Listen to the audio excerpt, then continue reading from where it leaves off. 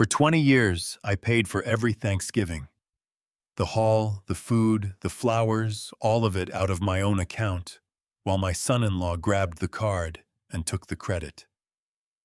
This year, I closed that account. And when I walked through that door later that night, my own daughter turned to face me in front of the whole room. "You ruin everything. You always have." I did not raise my voice. I did not need to, because what came next cost my family everything they had built on my silence. I'm incredibly grateful to have you here tonight. Which city or country are you watching from? Drop a comment below. Also, please note this story includes some fictional elements added for entertainment and educational purposes. Any resemblance to names or settings is purely coincidental, but the message conveyed is highly useful. Carol died on a Tuesday.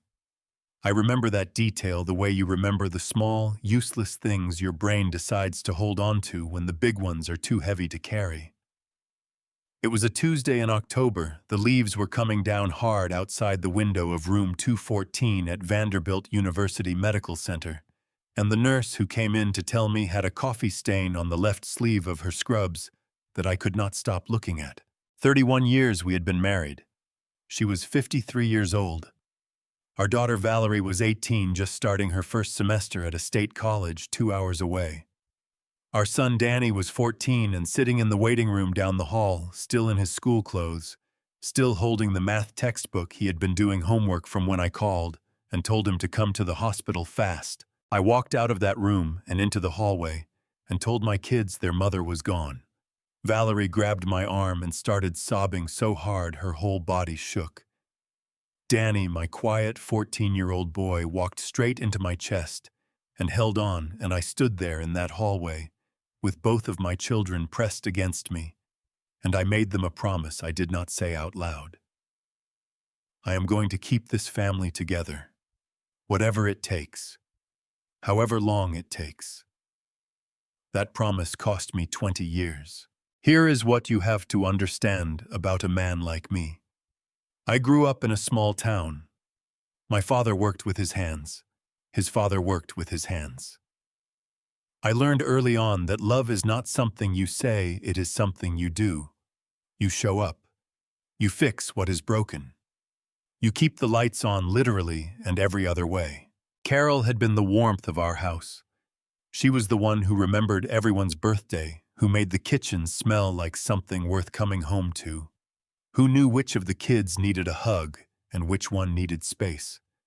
When she died, all of that warmth just stopped. So I did what I knew how to do. I kept the lights on. I kept paying the bills. I kept driving Danny to school.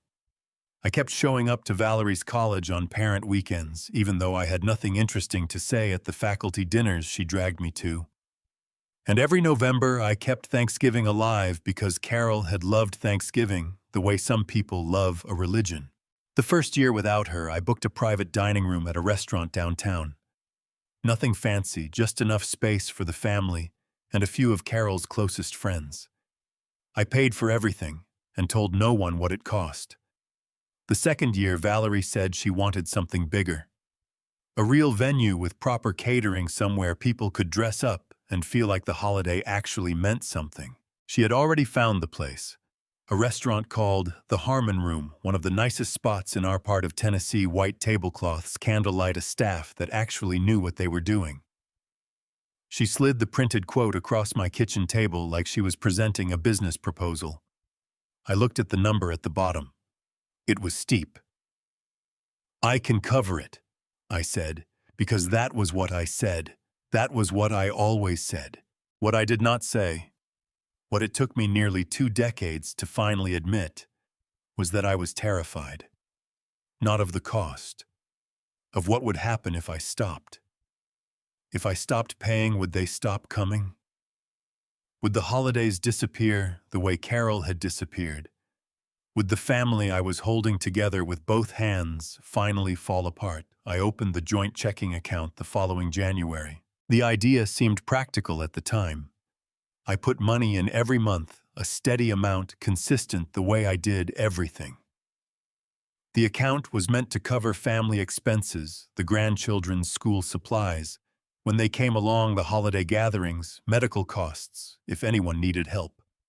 I added Valerie as a co-owner because she was the oldest, because she was organized, because she had a clipboard and a plan for everything, and because I trusted her. She was my daughter.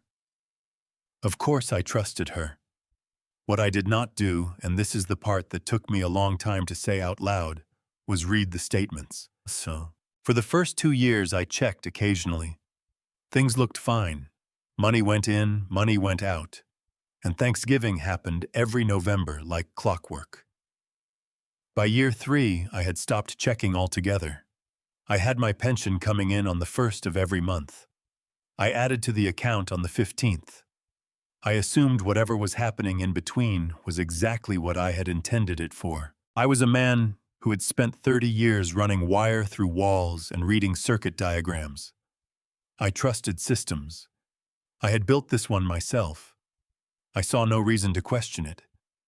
That is what 20 years of grief will do to a careful man. It will make him stop being careful about the things that hurt too much to look at directly. By the time I finally sat down at my kitchen table that October night in 2025 and actually opened the statement on my laptop, reading through it line by line the way I had not done in nearly 2 decades, my coffee had gone cold beside me. The numbers told a story I had not written. I stared at the screen for a long time. The cursor blinked at the bottom of the page like it was waiting for me to say something. Then I picked up my phone and called Marcus Webb. Before I called Marcus that night, when I sat with the laptop open in front of me for a long time staring at the numbers without really seeing them anymore, my eyes kept drifting to the window above the kitchen sink, to the dark yard outside where my pumpkin vines had finally stopped producing for the season. I kept thinking about the table, not the numbers on the screen. The table. Specifically the one they always put me at. Every Thanksgiving for 20 years, the Harmon room set up the same configuration. Long banquet tables down the center of the main dining room, covered in white linen, dressed with candles and flower arrangements that Valerie always took full credit for selecting. And then off to the side near the door that led back to the kitchen, a smaller table. Round, slightly wobbling on one leg, positioned where the waitstaff could brush past it carrying trays without needing to redirect themselves. That was my table. Not because anyone ever said so directly. Nobody handed me a card with my name on it and pointed to the corner. It happened the way a lot of things in my family happened, gradually, without discussion, until one day it was simply the way things were and nobody remembered deciding it. The first few years I told myself it made sense. I was the one who came early to help with setup. The round table was closer to the door, easier for me to slip in and out without disrupting the flow of the evening. Practical. That was how I explained it to myself. By year 5, I had stopped explaining it at all. Here is what those 20 Thanksgivings looked like from my seat near the kitchen door. Valerie at the head of the main table, luminous in whatever she was wearing. Working the room the way a seasoned hostess works a room, laughing at exactly the right moments, touching people's arms when she agreed with them, steering conversations with the quiet authority of someone who believes she was born to run things, and Julian beside her. Julian Vance, my son-in-law, 40 years old. A commercial real estate broker who treated every social occasion like a transaction he was trying to close. He was broad-shouldered and loud, in the particular way of men who have decided that volume is a substitute for substance. He had a firm handshake, a practiced smile, and an instinct for finding the most important person in any room and planting himself directly in their orbit. He had married Valerie 11 years ago. I had walked her down the aisle myself, and I had meant every step of it. In the early years, I genuinely liked Julian. He was driven. He was good to her, or at least he performed goodness convincingly. And he always grabbed the check. That was the thing about Julian at dinner. The moment a bill materialized anywhere near the table, His hand shot out like a reflex. He would take it with this easy confidence, pull out the card, a sleek matte black credit card that caught the candlelight just so, and hand it to the server with the unhurried assurance of a man who had never once worried about what anything cost. The other guests always noticed. That was the point. "Julian, you really do not have to every year," someone would say, and Julian would wave it off with the particular smile of a man performing generosity he has practiced in a mirror. "It is the least we can do," he would say. "We, always we," as though Valerie had some hand in it beyond booking the event and sending the invitations. I watched this from my round table by the kitchen door, eating my turkey and nodding when someone thought to glance over and include me in a conversation, which was not often. But I watched it year after year, and I never said a word about the card, because I did not know yet what I know now. I did not know it was mine. The one evening I want to tell you about specifically is last Thanksgiving, November of 2024, about a year before all of this came to a head. It was a night like every other night at the Harmon Room, right up until the moment Thomas Harper walked in. Thomas Harper was our neighbor, had been for going on 15 years. He lived in the big colonial revival at the end of Sycamore Drive, the one with the iron gate and the half-acre of Kentucky bluegrass that his groundskeeping crew manicured twice a week. He was in his mid-60s, silver-haired, the kind of quietly wealthy that does not need to announce itself, because everyone already knows. He had made his money in manufacturing textile mills mostly spread across 3 states. I had done electrical work for one of those mills for the better part of a decade.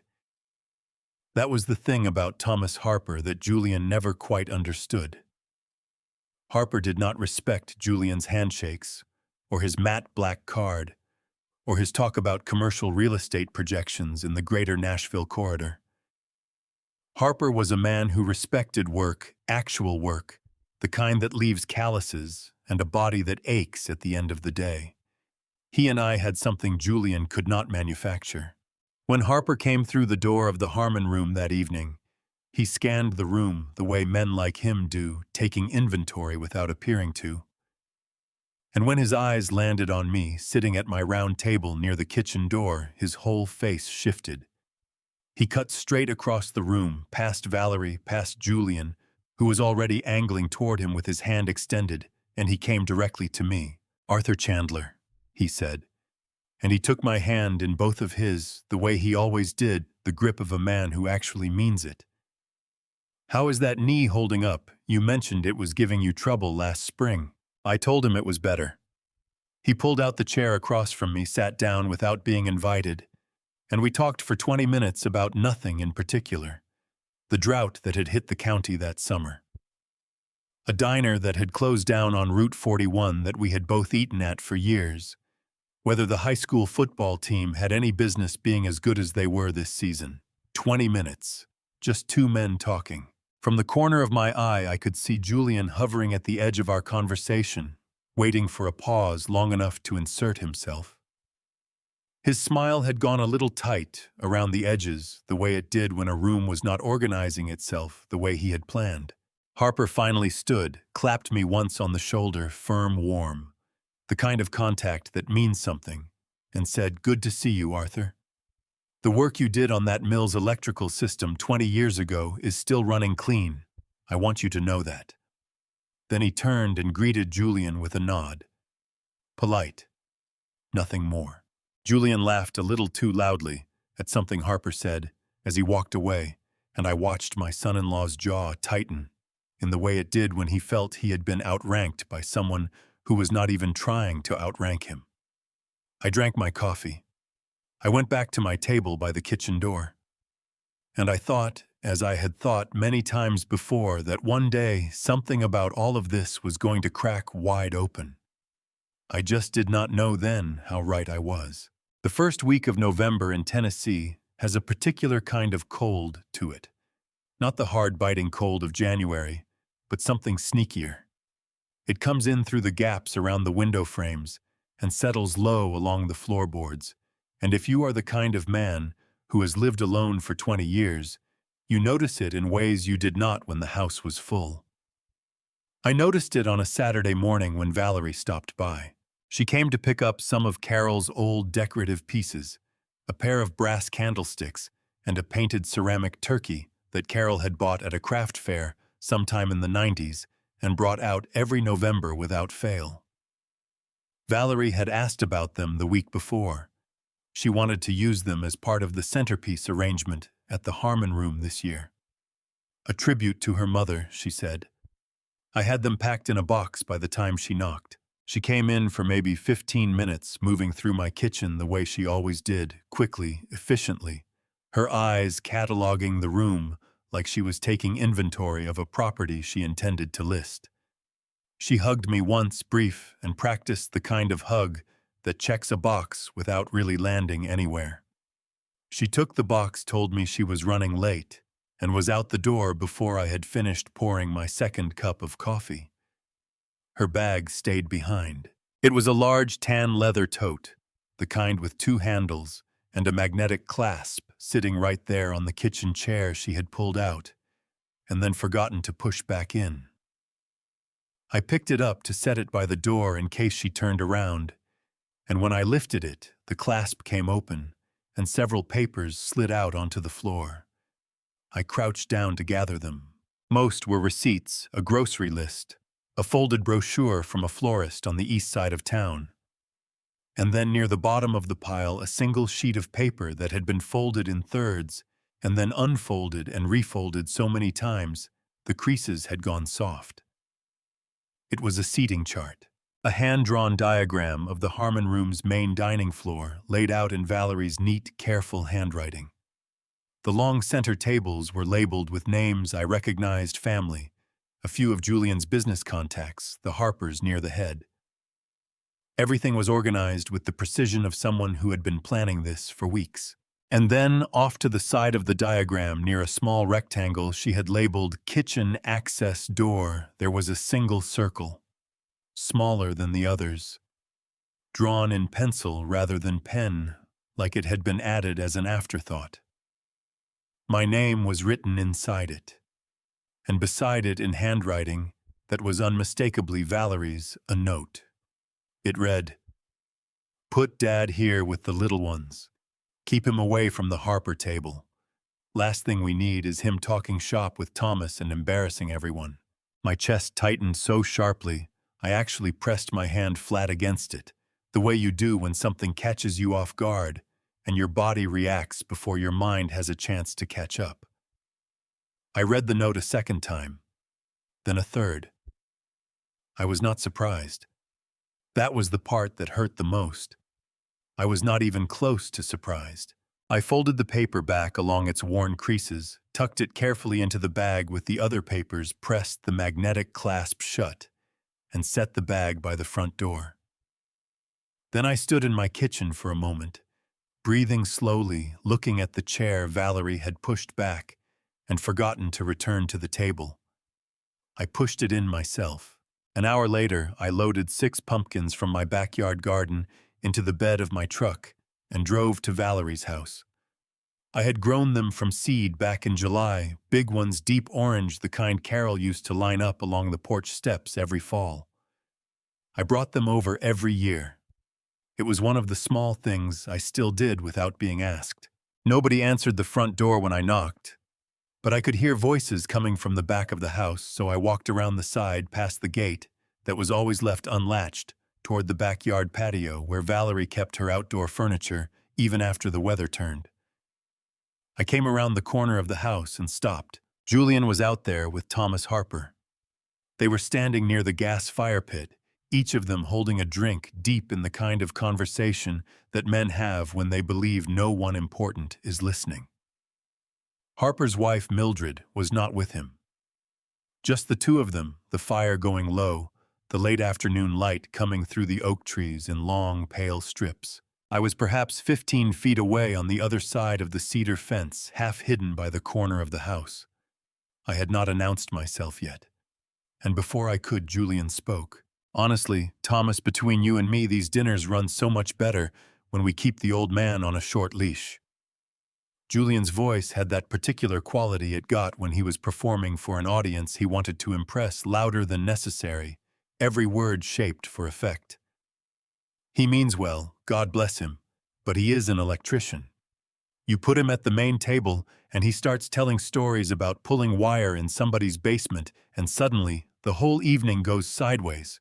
Harper made a sound that was not quite agreement, a neutral sound. Julian pressed on, warming to it. Valerie handles everything. The venue, the catering, the whole production. I handle the finances. Arthur shows up, eats his turkey, and we all smile for the photos. That is the system. It works.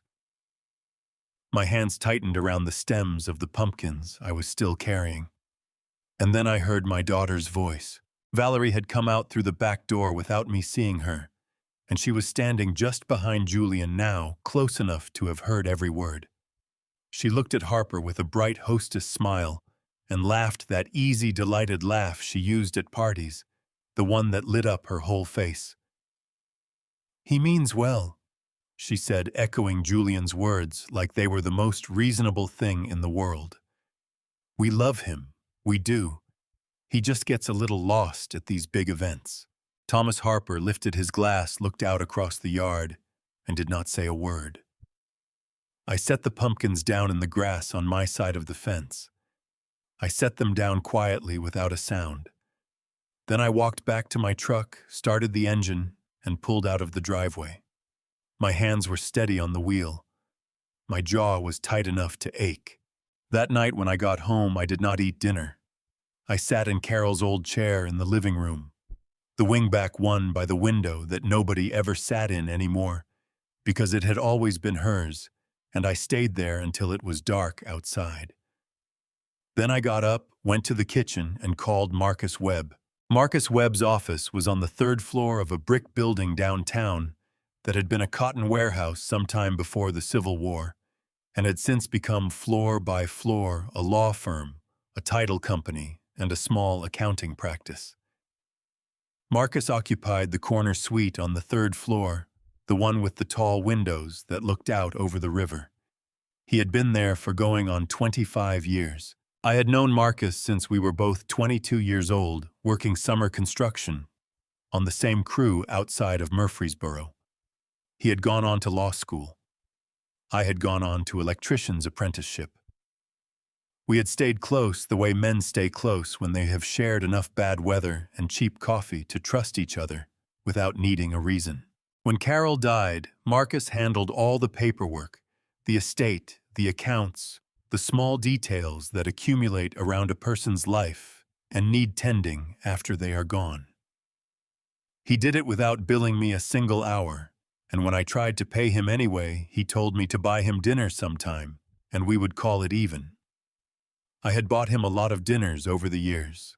He was at his desk when I came in Monday morning reading something on his computer, with his glasses pushed down his nose the way he always wore them. He was 63, lean, with the kind of face that had gotten more honest-looking. As he aged, deeper lines, steadier eyes. The face of a man who had spent decades sitting across tables from people in difficult situations and had learned not to flinch at much. He looked up when I came through the door and read my expression in about 3 seconds. "Sit down, Arthur," he said, and he closed whatever he had been reading. I sat down. I told him everything.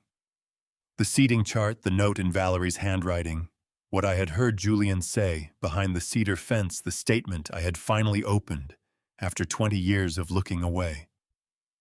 I laid it out in the order it had happened, without editorializing. The way you report a problem on a job site. Here is what I found. Here is where I found it. Here is what I think it means. Marcus listened without interrupting, which was one of the things I had always valued about him. He had a yellow legal pad in front of him, and by the time I finished, he had filled half a page with notes. He looked at what he had written for a moment. Then he looked at me over the top of his glasses. "The account," he said. "The joint checking account. Do you know the name of the charitable fund they set up, the one Valerie announced last Thanksgiving. I told him. The Carol Chandler Scholarship Trust. Marcus turned to his computer and typed for less than a minute. He used a public federal database. He explained this to me as he typed the way he always explained things, as he did them matter-of-factly, so I would understand what I was looking at. Any nonprofit organization registered in the United States is required to file paperwork with the IRS and receive what is called an employer identification number. That number goes into a public record that anyone can search. He searched it. He found the filing in under 30 seconds. "Arthur," he said, and his voice had gone careful in the way that meant what he was about to say was going to cost me something. "This trust was registered, but it is not operating as a legitimate charitable organization. The filings show that the funds collected donations from family members, contributions from business associates, whatever was put into this account in Carol's name have been transferred out to a private LLC. The listed recipient is a company called JV Capital Properties." My stomach dropped straight to the floor. "Julian Vance," I said. "Julian Vance," Marcus confirmed. He took his glasses off and set them on the desk. "They used Carol's name to open a collection account, presented it to the family as a scholarship fund, and then moved the money into Julian's real estate company, listed as consulting fees." He paused, letting that land. "That is not a gray area, Arthur. That is fraud. Federal fraud, because it involves a falsely registered nonprofit and interstate fund transfers." I sat with that for a moment. My hands were folded on my knees, very still, the way they get when I am working through something difficult and do not yet trust myself to move them. "How long would it take you to document this properly?" I asked. "I already have enough to report it," Marcus said. "The question is whether you want to report it now or gather more first." "More," I said. "I want to understand the whole picture before I do anything." He nodded once slowly, like a man who respected that answer. The bank was 4 blocks away. I walked. The branch manager, a woman named Patricia, who had handled my accounts for going on 12 years, sat with me in the small glass office near the back and pulled up the full transaction history on her screen. I had my identification, my account number, and 20 years of legal ownership of that account. I had every right to see every dollar that had ever moved through it. What I saw made my eyes burn. Patricia walked me through it gently, the way someone explains a medical result they wish they were delivering differently. The deposits were mine, consistent, regular, arriving on the 15th of every month like clockwork. The withdrawals were Valerie's. Cash withdrawals at the bank window. Online transfers to accounts I did not recognize. Payments to vendors that did not match anything I had ever authorized. "Mr. Chandler," Patricia said carefully, "as co-owner of this account, your daughter has had full withdrawal access since the account was opened. Every transaction here was executed legally under her signature or her digital authorization." She hesitated. "But I want you to understand that does not mean the money was used for what you intended." "I know," I said. "I just needed to see it." She turned the monitor slightly so I could see the running total more clearly. 20 years of deposits, 20 years of withdrawals, and at the bottom of the screen, a number. The total that had left this account over 2 decades, not counting what I had put in for legitimate family expenses, sat there in plain black type, steady and indifferent as a circuit diagram that finally explains why the whole system has been failing. It was more money than I had earned in the last 8 years of working.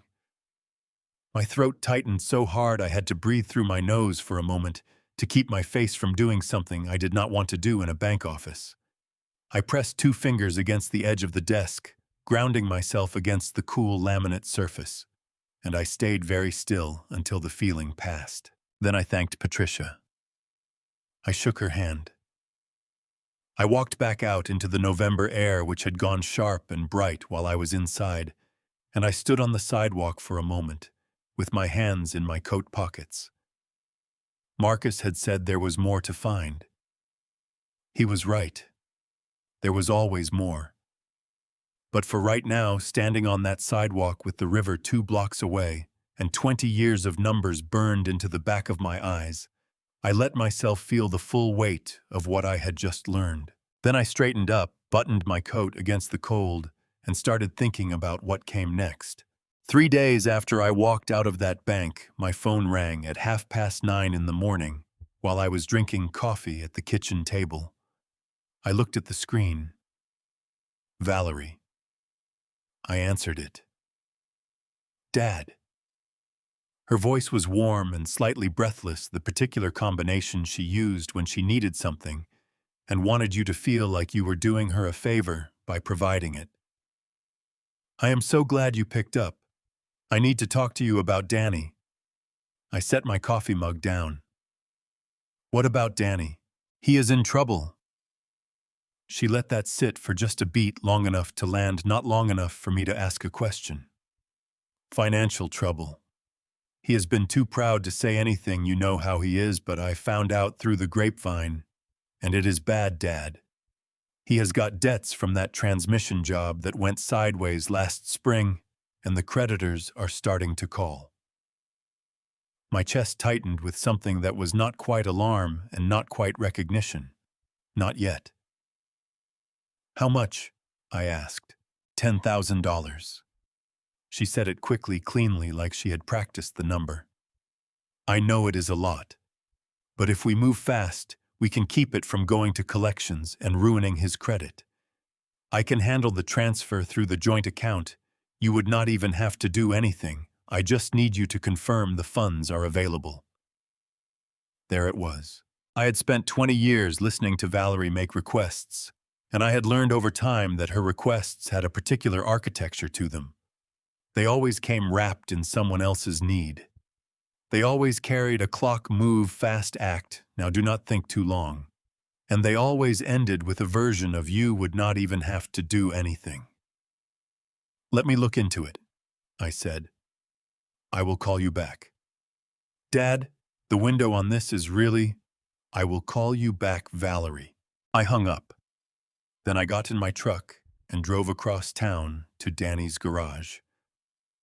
The place was called Chandler Auto. Danny had put up the sign himself 6 years ago, hand-painted block letters on a piece of reclaimed barn wood, hung it above the bay doors with 2 lag bolts and a level. The sign was slightly crooked, and he had never fixed it, and I had always loved that about him. He was underneath a lifted pickup truck when I pulled in, visible only from the waist down, his boots crossed at the ankle, the way they had been since he was a teenager, lying under Carol's old station wagon, pretending to help me change the oil. Danny? I said. He rolled out on the creeper, blinking against the fluorescent light. He was 34 years old and had his mother's eyes and his grandfather's hands, broad across the knuckles, permanently stained at the creases, with motor oil that soap never quite reached. He sat up when he saw my face. What happened? He said immediately. I told him. Not all of it, not the bank statements, not Marcus, not the seating chart. Just the phone call. Valerie's story about the debts, the $10,000, the request to move fast through the joint account. Danny stared at me for a long moment. Then he stood up from the creeper, and I watched his expression go through 3 different things in about 4 seconds. Confusion first, then a slow, dawning understanding, and then something that looked like a man trying very hard not to say words he could not take back. Dad, he said carefully, I do not have any debts from last spring. The transmission job was fine. I have got maybe $200 on a credit card, and that is it. His jaw was tight. His hands hanging at his sides curled slowly into fists, and then uncurled again, the knuckles going white, and then pink. She used my name, he said. It was not a question. I do not know yet what she intended to do with the money, I said. But she used your name, yes. Danny turned away from me and walked to the workbench along the far wall, bracing both hands against the edge of it, his back to me. His shoulders were up around his ears. I could see him breathing deliberately, the way a person breathes when they are trying to keep something contained. "How long has this been going on?" he asked, his voice still turned toward the wall. "I am still finding out," I said honestly. He turned back around. His eyes were red at the rims, not from crying, but from the particular strain of a man holding back something that wants very badly to come out. "What do you need from me, Dad?" "Nothing yet," I said. "I just needed to know if the story was true." "It is not true." His voice cracked slightly on the last word, and he cleared his throat hard, pushing past it. "Not a word of it," I nodded. I told him I believed him. Then I told him to go back to work, that I would handle it, that I would keep him informed when the time was right. He watched me walk back to my truck with an expression I recognized, the same look he had given me at Carol's funeral when he was 14 years old, and did not yet have the words for what he was feeling, but needed me to know he was there. I drove home and called Marcus. Marcus had news of his own. He had been in contact with the legal team at the Harmon Room, not through confrontation, but through a quiet channel that had opened up on its own. 3 months earlier, the restaurant had dismissed their head bookkeeper following an internal audit. Before leaving, that bookkeeper had filed a formal complaint with the restaurant's management, alleging irregular billing practices tied to a specific recurring account. Our account. Marcus had obtained the original vendor invoices through a legal records request, the kind of paperwork any attorney can file when building a civil case. He spread the copies across his desk when I came in and walked me through them the same way he had walked me through the IRS filing. The numbers on the invoices I had been charged did not match the numbers on the restaurant's internal records. Every year, the amount billed to your account was inflated by approximately 30% above the actual cost of the event, Marcus said, tapping one finger on the paper. The difference was returned to a private party in cash. The bookkeeper documented 3 years of it before she was let go. I looked at the papers on his desk. Clean official documents numbers lined up in tidy columns. "Valerie," I said. "That is what the evidence suggests," Marcus said. "We would need to trace the cash payments to confirm, but the pattern is consistent and the amounts align." I sat back in the chair and pressed the heels of my hands against my eyes, for a moment hard enough to see stars, the way you do when you need your body to feel something physical so your mind can keep working. Then I dropped my hands and looked at Marcus. "Keep going," I said. "I want everything. Before I tell you what Ruth brought to my door that Tuesday morning, and what it made me realize I could never take back, drop a number in the comments. Just the number 6. Let me know you are still here with me. Because what comes next changes everything. And a quick note, the story you are hearing contains some fictional elements crafted to bring a deeper truth to life. If that is not something you want to continue with, this is a good place to step away, no hard feelings at all. Ruth Chandler had been my big sister for 61 years, which meant she had seen me at my best and at my worst, and at every unremarkable point in between, and she had never once felt the need to sugarcoat any of it. She showed up at my door on a Tuesday morning 4 days before Thanksgiving without calling ahead. That alone told me something. Ruth always called ahead. She was 65 years old, small and straight-backed, with silver hair she kept short and sharp eyes that had a way of seeing around corners.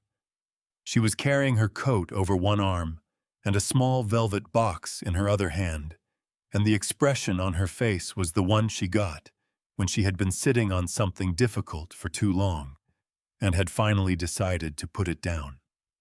"Make me some coffee," she said, walking past me into the kitchen. "And sit down.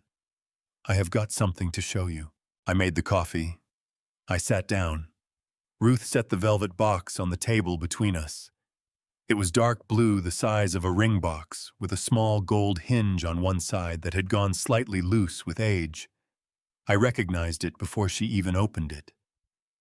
I had held that box in my hands on a Tuesday evening in June of 1979 in the parking lot of a jewelry store in downtown Nashville, shaking so hard I had nearly dropped it twice. It was the box Carol's engagement ring had come in. "Open it," Ruth said. I did. The ring inside looked right at first glance. The same simple gold band, the same round stone catching the morning light from the window.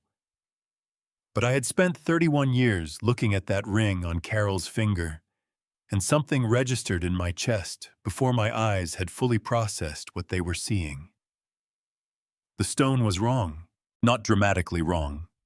Not obviously wrong to anyone who had not spent 3 decades knowing every facet of the real one, but wrong in the particular flat way of something manufactured to look like something else. The light did not move through it, the same way did not scatter into those tiny rainbow fragments that Carol's ring had thrown across the ceiling when the morning sun hit it just right. I looked up at Ruth. "Howard Bellamy," she said, naming the man who had run Bellamy Fine Jewelry on Fifth Avenue for going on 40 years.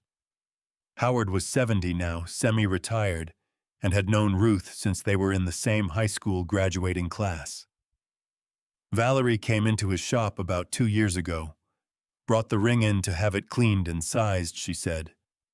Howard recognized it. He had seen it on Carol's hand at 100 different town events over the years.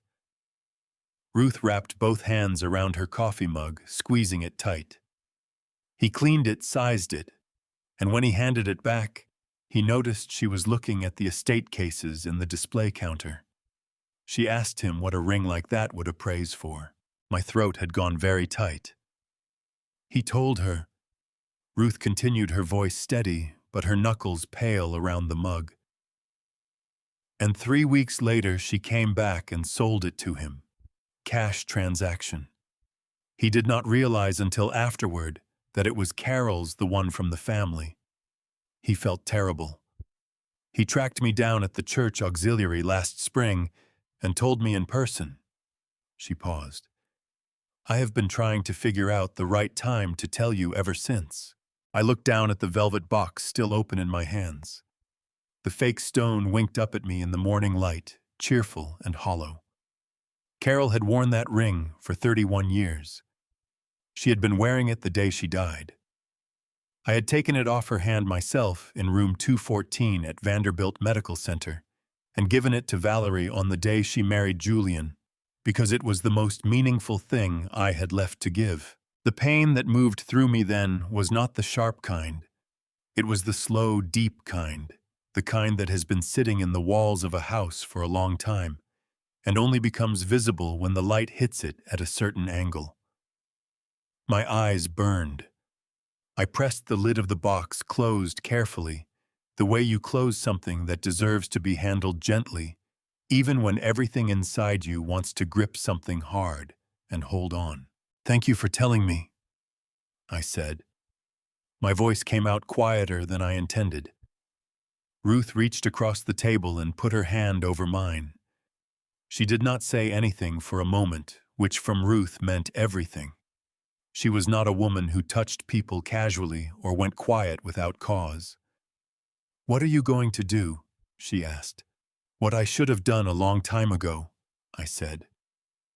Ruth nodded once slowly, in the way that meant she was with me all the way down.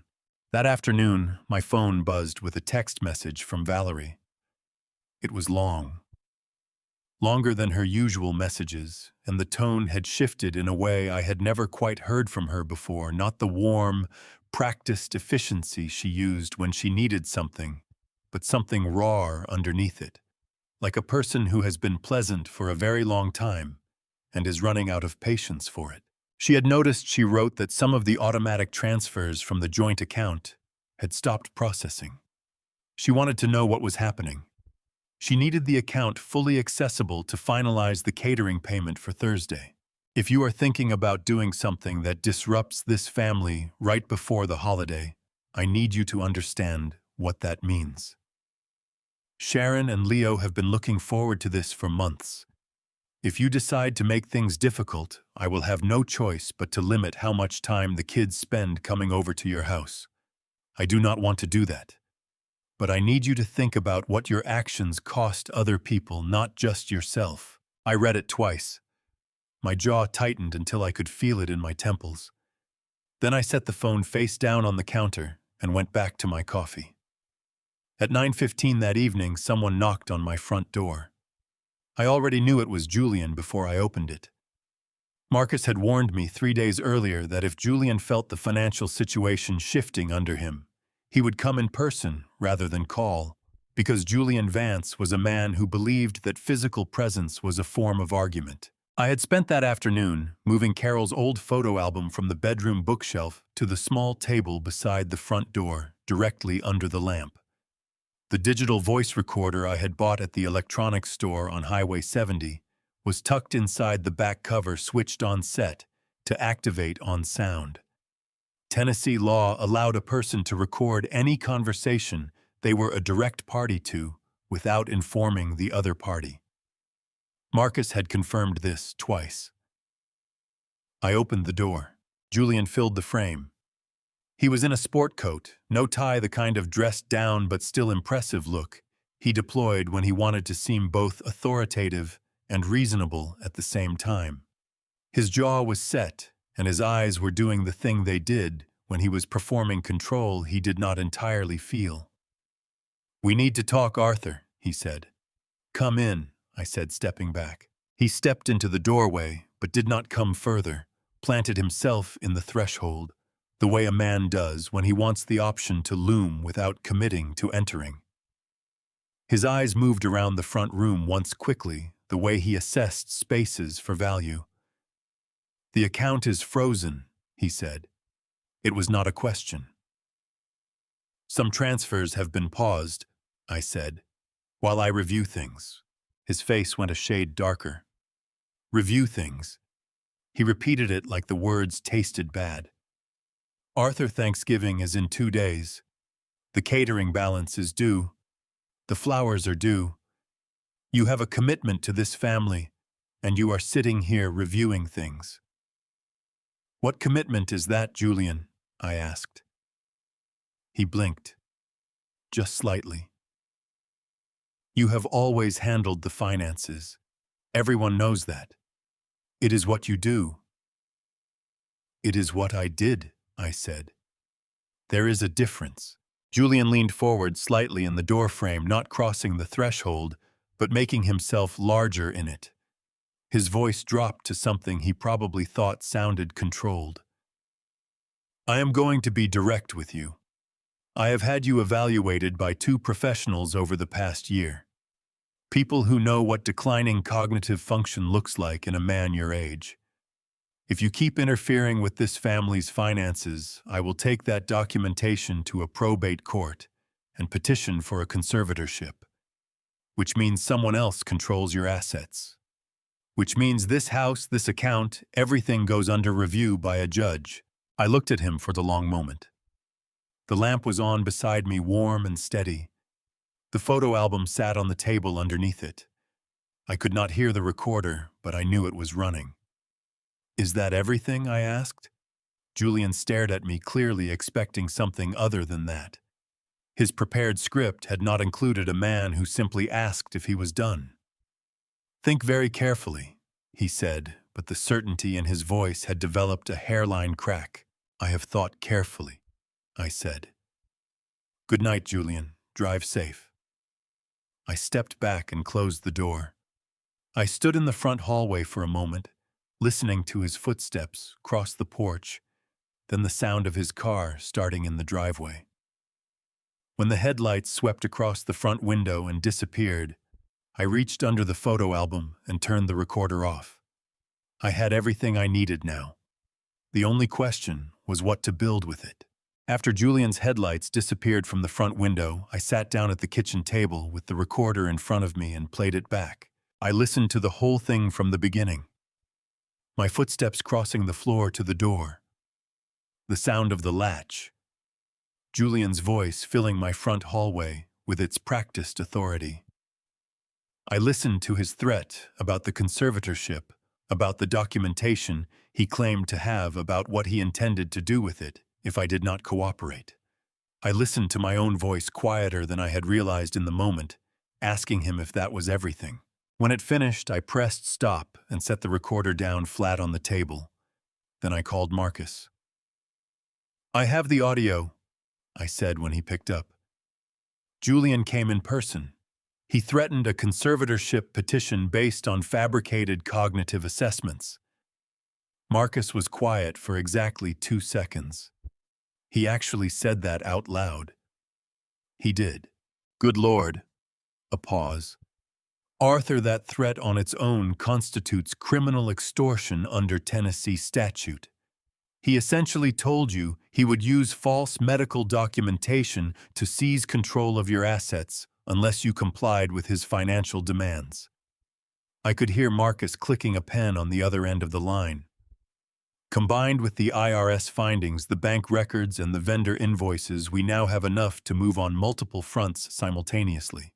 "What do I need to do tonight?" I asked. "Tonight you call the bank's after-hours fraud line and submit a formal request to restrict secondary account access, effective immediately," Marcus said. "As the primary account holder and the person who established the account, you have the right to do this unilaterally, particularly given documented evidence of unauthorized use. The bank will freeze Valerie's withdrawal privileges pending review." He gave me the number. I wrote it on a piece of paper the way I always wrote things down. "And Marcus," I said before I hung up, "Thursday, I am going to the dinner." A pause. "Are you sure?" "I need to be in the room," I said. "Not to pay, not to fix anything, just to be there when it comes apart." Marcus thought about that for a moment. "Then be careful," he said, "and don't bring your wallet." After I hung up, I made the call to the bank. The woman on the fraud line walked me through the process efficiently and without drama, the way people do when they have handled worse things than this before breakfast. It took 11 minutes. When it was done, Valerie's access to the joint account was suspended, pending a formal review that Marcus had already begun preparing documentation for. 20 years of automatic access closed in 11 minutes. I sat with that for a while. Then I called Danny. He answered on the second ring, which told me he had been awake, which told me he had been thinking about all of this the same way I had. "Dad," he said, and the single word carried everything, the worry, the loyalty, the anger he had been managing carefully for weeks. "I need to tell you something," I said, "and then I need to ask you something." I told him what I had done with the account. I told him about the recorder and what was on it. I told him about Marcus and the documents and what Thursday was going to look like. I told it straight without softening any of the edges, because Danny was 34 years old and had his mother's good sense and deserved the whole picture. He listened without interrupting, the same way Marcus did, which was one of the things I had always loved about both of them. When I finished, he let out a long, slow breath. "Okay," he said. The word was steady, but I could hear the weight behind it. "What do you need from me?" "Valerie assigned you to run the AV equipment at the Harmon Room Thursday night," I said. "The screen, the projector, the inputs. She is planning to run a family video at some point during the evening. I need you to be at that panel before she gets there, and I need you to have a different set of files ready to go." Silence on the line. Not the uncomfortable kind, the kind where a person is thinking something through carefully before they speak. "The bank records," Danny said. "The trust filings. And the audio from tonight," I said. "Marcus will send you the cleaned file tomorrow morning. There is also a video." I paused here because this was the part I had not yet explained. When I was at Valerie's house last week, standing behind the cedar fence when Julian was talking to Harper, I had my phone in my coat pocket. I had already started recording when I heard Julian's voice. I let that settle. I did not plan it, but it was running. Danny made a sound that was not quite a laugh and not quite something else. You recorded him without knowing what you were going to get. I recorded him, I confirmed. The way you keep a circuit tester in your pocket, even when you do not expect to find a live wire. I will be ready, Danny said. His voice had gone very quiet and very certain, the way it got when he had made up his mind about something and was done deliberating. What time do you want me there? 4 o'clock, I said, before the staff finishes setup. 4 o'clock, he repeated. Dad. He stopped. Go ahead, I said. I should have said something sooner, he said. A long time ago, I should have pushed harder. You were one voice in a room that was not listening, I said. That is not a failure. That is just a hard place to stand. He did not answer right away. I could hear him breathing on the other end of the line, and I knew he was holding something back, not because he did not trust me with it, but because some things need a little more time before they are ready to be said out loud. I will be there at 4, he said finally. I know you will, I said. After I hung up, I went to the bedroom closet. On the left side, behind the winter coats and a box of Carol's books I had never been able to give away, there was a single dark suit in a dry cleaning bag. Navy blue single-breasted with a faint chalk stripe that was only visible in good light. Carol had picked it out for me at a department store in Nashville on a Saturday afternoon in the fall of 2003, 2 years before she died. I had worn it to her funeral and twice since then, and had kept it cleaned and pressed out of a habit I could not fully explain. I unzipped the bag and took the jacket off the hanger. I held it for a moment, the fabric familiar and cool against my palms. Then I hung it on the back of the bedroom door, where I would see it first thing in the morning, went to the kitchen counter, and deliberately left my wallet sitting next to the coffee maker. Thanksgiving morning I woke before the sun came up. I made coffee. I stood at the kitchen window and watched the sky go from black to gray to the particular pale gold of a Tennessee November morning, and I thought about Carol the way I did most mornings, quietly and without drama. Then I thought about what the day was going to bring. Danny had texted at 6:15. 4 words, files are ready, Dad. I put on the navy suit. I did not pick up the wallet. For the first time in 20 years, I was walking into that room with nothing to offer but myself. I drove toward the Harmon room as the town was waking up around me, and somewhere across town, according to what Danny told me later, Valerie was sitting at her vanity mirror, getting ready for the evening, and she had paused with her hand halfway to her earring, looking at the ring on her left hand. The fake one. Danny said she sat like that for almost a full minute. He said she picked up her phone and pulled up my number and held it there, her thumb hovering.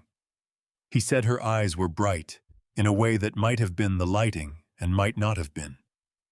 Then Julian called from downstairs, asking where his cufflinks were, and just like that, the moment was gone.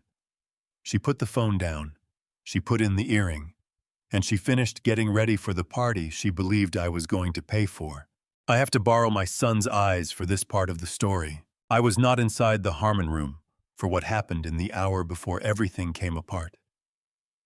I was sitting in my truck in the parking lot, across the street, watching the snow that had started falling around 4:30 light, and unhurried, the kind of snow that does not know yet how serious it intends to be. I had asked Danny to be my witness in that room, and Danny is the most honest person I have ever known. So what follows is the evening. The way he saw it told to me later at my kitchen table, which is where our family has always done its most important talking. Danny got there at 4 o'clock. He told me the place looked exactly like it always did, like money and effort had gotten together and agreed on something. The Harmon room's event staff was finishing the last of the table setup when he came through the side entrance, the one near the AV closet, that Valerie had directed him to 2 weeks earlier, when she handed him a typed list of his responsibilities for the evening. Run the projector. Cue the family video at 8 o'clock. Make sure the sound levels were right. He had smiled and told her he would handle it. He handled it. He spent 40 minutes at the AV panel, working quietly, while the staff moved around him, arranging centerpieces and testing the microphones. He loaded the files my attorney Marcus Webb had sent him that morning. The trust fund records, the vendor invoices, the audio from Julian's visit to my house, and he organized them in the order we had discussed. He tested the output twice, confirmed the sound was clean, and then closed the panel and went to find himself a glass of water and a place to stand where he could see the whole room. He found the spot near the far wall beside a tall, potted fern that had been there as long as anyone could remember, and he stood there and watched the evening begin to fill itself in. Gordon Mitchell arrived at 4:45. Danny described him to me as a man in his early 50s, silver at the temples, in a dark suit that fit the way suits fit when a person wears them every day and does not think about it. He was carrying a burgundy folder thick with papers, and he moved through the room with the measured pace of someone who has delivered difficult news before and has learned not to rush it. He positioned himself near the bar at the far end of the main floor, set the folder on the counter beside him, and waited. He was still waiting when the guests started arriving at 5:30. Danny watched Valerie work the door. He told me she was flawless. That was the word he used, and he did not mean it as a compliment, though it was accurate. She had on a deep green dress, and her hair was done the way she did it for events, and she greeted every person who came through that door with the precise warmth of a woman who had rehearsed sincerity until it came naturally. She took coats. She laughed at things. She touched people's arms when she agreed with them. She was, Danny said, the best version of herself that she knew how to be. Julian was at the main table holding court, with two of his real estate contacts, his voice carrying across the room at the particular volume that meant he wanted it to. He had a drink in his hand, and the loose, confident posture of a man who believes the evening is going exactly according to his design. The Harmon room filled steadily. Cousins Arthur had not seen since summer. A few of Carol's old friends who came every year out of a loyalty that had long since transferred to the tradition itself rather than the man who funded it. Neighbors. Julian's associates. Danny watched Julian spot them from across the room. Watched the way Julian's posture changed, straightened slightly, recalibrated the way a salesman adjusts when an important client walks in. Julian excused himself from the conversation he was in and moved toward the Harpers with his hand already extended. Harper shook it briefly, said something polite, and then his eyes moved past Julian and scanned the room with the same unhurried inventory Danny had seen him do before, apparently looking for someone, not finding him. Danny felt his chest tighten at that. He looked over at the small round table near the kitchen access door, the one that had always been Arthur's. It was set for two. Place cards, a small centerpiece, everything in order. Empty. Sharon found Danny at around 5:45. She was 16 and dressed up in the way teenagers dress up when they have been told to, a little uncomfortable, a little uncertain. Her eyes moving around the room with the particular alertness of a young person who has learned to read adult tension before adults know they are broadcasting it. "Where is Grandpa Arthur?" she asked. "He will be here," Danny told her. Sharon looked at him for a moment with those steady eyes of hers. "Something is happening tonight, isn't it?" Danny told me he did not lie to her. He said he told her that yes, something was happening, and that whatever it was, she should stay close to Leo and not be scared. She had nodded at him with a gravity that he said made her look exactly like Carol. Then she went back to her little brother, took his hand, and stayed where Danny could see her. At 5:50, Danny noticed Valerie's smile developing a small, almost imperceptible fault line. just at the edges. The kind of crack that only shows up when the person wearing the expression has been holding it for too long, and the muscles underneath are starting to remember they have other things to do. Gordon Mitchell had moved from his position at the bar. He was circling now slowly, the burgundy folder under one arm, waiting for a moment with Valerie that she kept not providing. Every time he angled toward her, she turned slightly, redirected her attention, absorbed herself in another conversation. She knew he was there.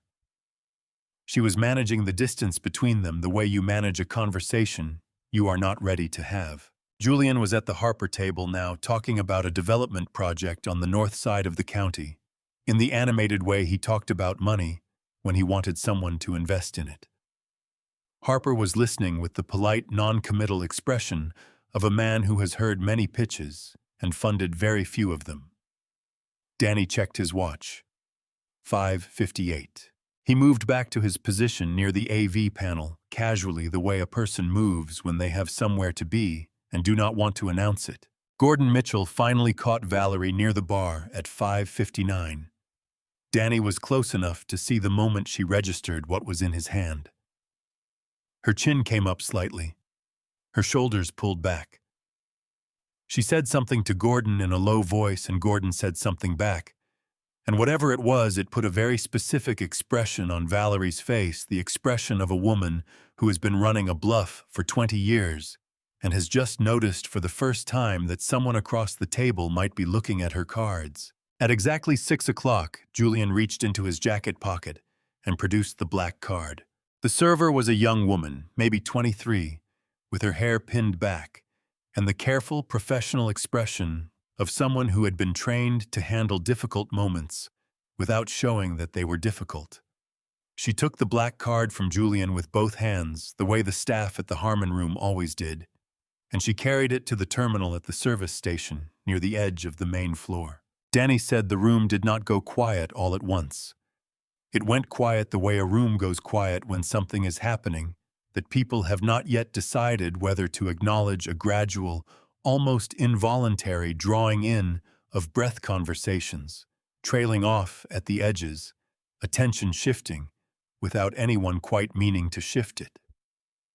The terminal made the sound it always made, a soft electronic chirp as the card connected, then a different sound, a flat, single-note tone, short, definitive. The server looked at the screen. She looked at the card. She ran it again, because that is what you do, you run it again, and hope the first result was an anomaly. The machine produced the same tone with the same indifference it would have brought to any other piece of information it had been asked to deliver. She walked back to Julian. Danny was close enough to hear what she said, and he told me she handled it with more grace than the situation deserved. She leaned in slightly and said in a voice low enough that only the people immediately nearby could hear, "I am so sorry, sir. The card has been declined. Would you like to try another method of payment?" Julian's face went the particular shade of red that has nothing to do with embarrassment and everything to do with a man whose carefully constructed image has just developed a visible crack in public. He took the card back, looked at it as though it had personally betrayed him, and produced a second card from his wallet, one of his business accounts, a corporate card for JV Capital Properties, with a silver finish that Danny recognized from the times Julian had used it at family dinners over the years. The server ran it. The machine produced the same flat tone. Julian's jaw tightened. He pulled a third card, then a fourth. Each one went into the terminal with a little less certainty than the one before it, and each one came back with the same answer, and by the fourth card, the room had stopped pretending not to notice. The conversations that had been winding down were fully stopped now. 50 people, family, neighbors, Harper's associates.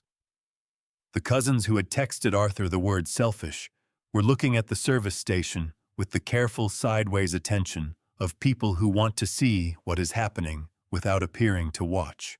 Danny told me Julian said something under his breath at that point. Something short and sharp, that the server absorbed without reacting to, because she was 23 years old and working a holiday shift, and had decided correctly that this was above her pay grade to solve. Across the room, Harper had gone very still. Mildred touched his arm once lightly, and he covered her hand with his, but did not look away from what was unfolding near the service station. And then Gordon Mitchell moved. He had been waiting the entire evening for this moment, patient and unhurried, the burgundy folder under his arm. He crossed the main floor with the measured walk of a man who is doing his job and is not going to apologize for it, and he stopped in front of Valerie, who had been making her way toward Julian with the rigid brightness of a woman trying to manage a situation that is escaping her grip. "Mrs. Vance," Gordon said. His voice was even and professional and carried no pleasure whatsoever, which Danny said made it somehow worse. "I am sorry to interrupt your evening. Given that the automatic payment arrangement through the primary account holder has been suspended, we will need to settle the remaining balance for tonight's event before service continues." He opened the folder and extended it toward her. Valerie took it. Her fingers were steady, and Danny gave her that much. Her fingers were steady, and her face was composed, and she looked down at the first page with the practiced control of a woman who had been managing impressions in public for her entire adult life. And then her eyes reached the numbers. Danny said he watched the color leave her face the way color leaves a room when a cloud moves across the sun, not all at once, but steadily, unmistakably, until something that had been warm and lit was neither of those things anymore. Her eyes moved down the page, the catering balance, the bar tab, the floral arrangement invoice, and below those on a second page Gordon turned to for her with one careful hand the itemized accounting from the internal audit. 3 years of overbilled amounts, the cash differential, the name of the bookkeeper who had documented it before she was let go. The total figure at the bottom, $60,000, when you added the two amounts together, sitting there in clean black type on a page that had been prepared by people who did not enjoy preparing it, but were going to do it correctly regardless. Valerie's throat moved, once hard. "I need a moment," she said to Gordon. "Of course," he said, and stepped back exactly one pace, which was professional and also changed nothing. Julian appeared at her elbow, having abandoned the service station. His voice was low and pressurized the way steam sounds when it has found a small opening. "What is it? What does it say?" "Not here," Valerie said through her teeth. "Valerie, what does it—" "Julian." Her voice cracked on his name like a branch under too much weight. "Not here." Danny said the room felt very different in that moment. The warmth that Valerie had spent 2 hours constructing the candlelight, and the music, and the laughter at exactly the right moments had not disappeared exactly. It was still all there physically. But something underneath it had shifted the way a foundation shifts before anything above it shows the damage, and everyone in the room could feel it, even if they could not yet say what they were feeling. Sharon had found her way back to Danny's side. He felt her hand close around his arm tight. "Danny," she whispered. "Almost," he said. And then the front door of the Harmon room opened, and a cold draft moved through the room, and every head turned toward it, and my father walked in. My phone had buzzed in my coat pocket at 5:57 while I was sitting in my truck watching the snow come down on the parking lot across from the Harmon room. It was Ruth. "Arthur." Her voice was low and steady the way it got when she had assessed a situation and arrived at a conclusion. "You need to come in now, not in 10 minutes, now." I had been waiting for that call. I had been sitting in the cab of my truck for going on 2 hours, watching the windows of the Harmon room glow warm and gold in the early dark. And I had known the way you know a circuit is live before you touch it, a kind of whole-body awareness that does not require confirmation that the moment was close. I got out of the truck, The cold hit me the second I opened the door, clean and sharp, the kind of November cold that makes everything feel more consequential than it probably is. The snow had been falling since mid-afternoon, light enough that it was still more suggestion than accumulation, and it had settled in a thin layer across the shoulders of my navy suit by the time I reached the front door of the restaurant. I stopped with my hand on the door handle. My wallet was on the kitchen counter at home. My checkbook was in the desk drawer in my study. I had nothing in my pockets except my truck keys, my phone, and the particular quiet of a man who has spent 61 years learning when to act and has finally, for once in his life, chosen the right moment. I opened the door and walked in. The cold draft came in with me, and every head in the room turned. I had walked into the Harmon Room's event space nearly 20 times over the past 2 decades. I had walked in carrying deposit receipts and signed contracts and the particular invisible weight of a man who has already paid for everything and is hoping the evening goes well enough to justify it. I had walked in and found my way to the small round table near the kitchen door, and sat down and stayed quiet, and told myself that being useful was the same thing as belonging. This time I walked in and the room went still. Not the polite, conversational stillness of people momentarily distracted. A real stillness. The kind that happens when 50 people in the same room simultaneously sense that something is occurring that they will be talking about for a long time. The music kept playing. A piano arrangement of something seasonal coming from the speakers in the corners. Nobody was listening to it anymore. I saw the room the way you see a room when you have stopped being afraid of it. Ruth was near the back wall, standing with 2 of Carol's old friends, and when she saw me come through the door, she did not smile or wave. She just straightened slightly, the way she had been straightening for 65 years, when a situation called for it, and gave me a single nod that contained everything she needed to say. I saw Danny at the far side of the room, positioned near the AV panel, with the casual stillness of someone pretending not to be ready. I saw Harper at the main table, very still, his eyes moving between Julian and me, with the measured attention of a man doing arithmetic. I saw Gordon Mitchell standing 1 step back from Valerie, the burgundy folder still in his hands, watching the room the way a man watches a situation he has been professionally trained not to make worse. And I saw Valerie. She was standing near the bar, the open folder in her hands. And when she saw me come through that door, something happened in her face that I had not expected and that I have thought about many times since. Relief.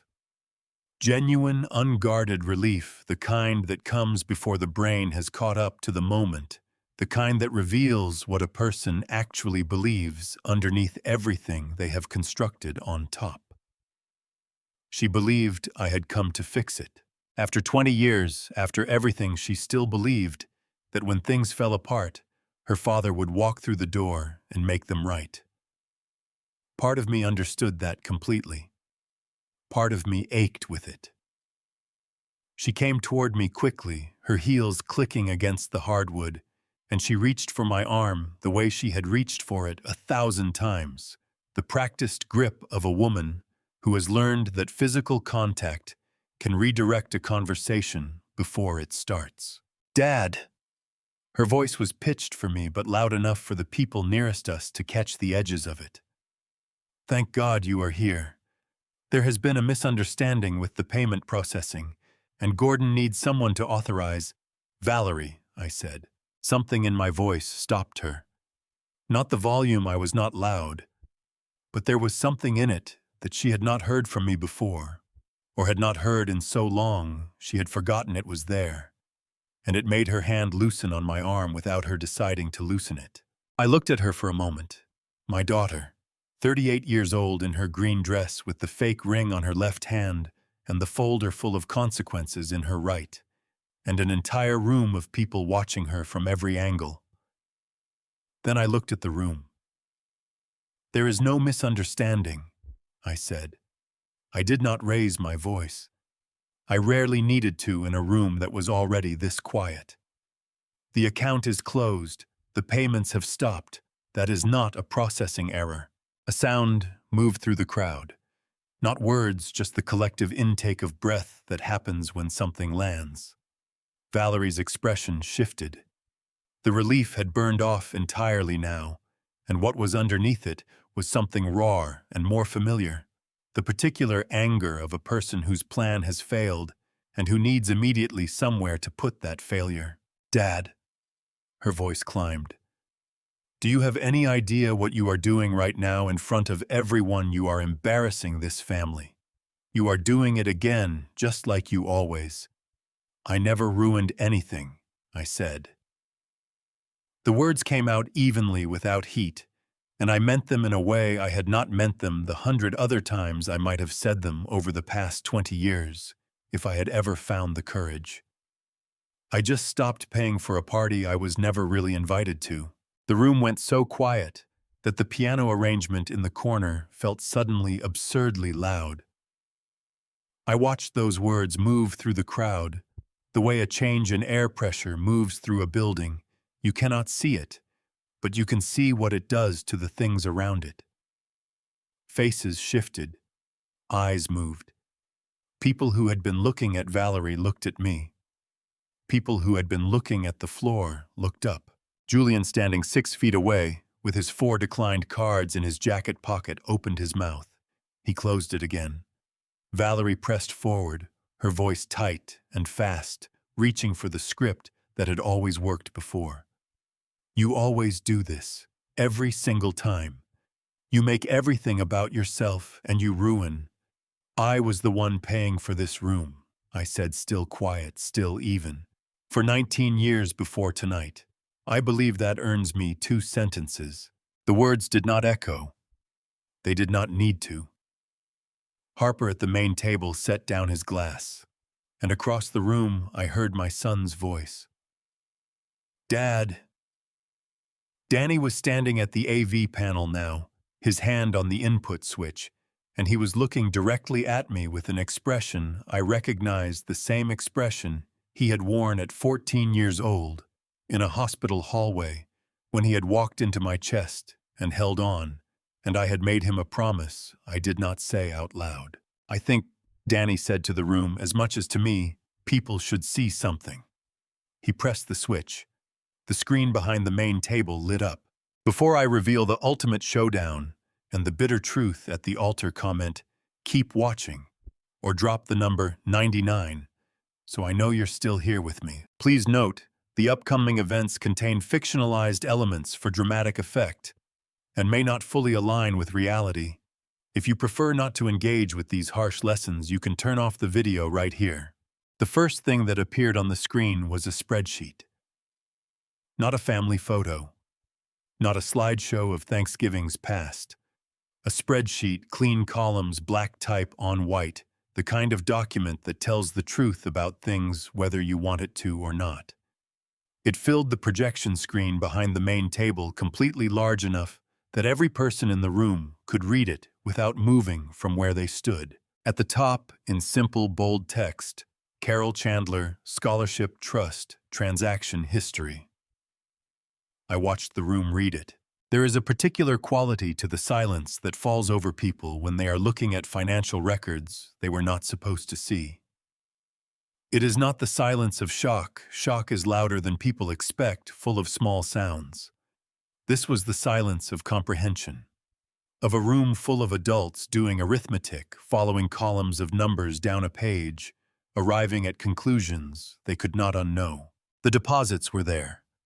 Contributions from family members, from Carol's old colleagues, from business associates, who had believed they were funding scholarships for deserving students.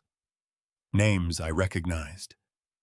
Amounts I recognized from the announcement Valerie had made the previous Thanksgiving, with one hand over her heart and the other on a clipboard. And then the outgoing transfers. Clean, regular, dated.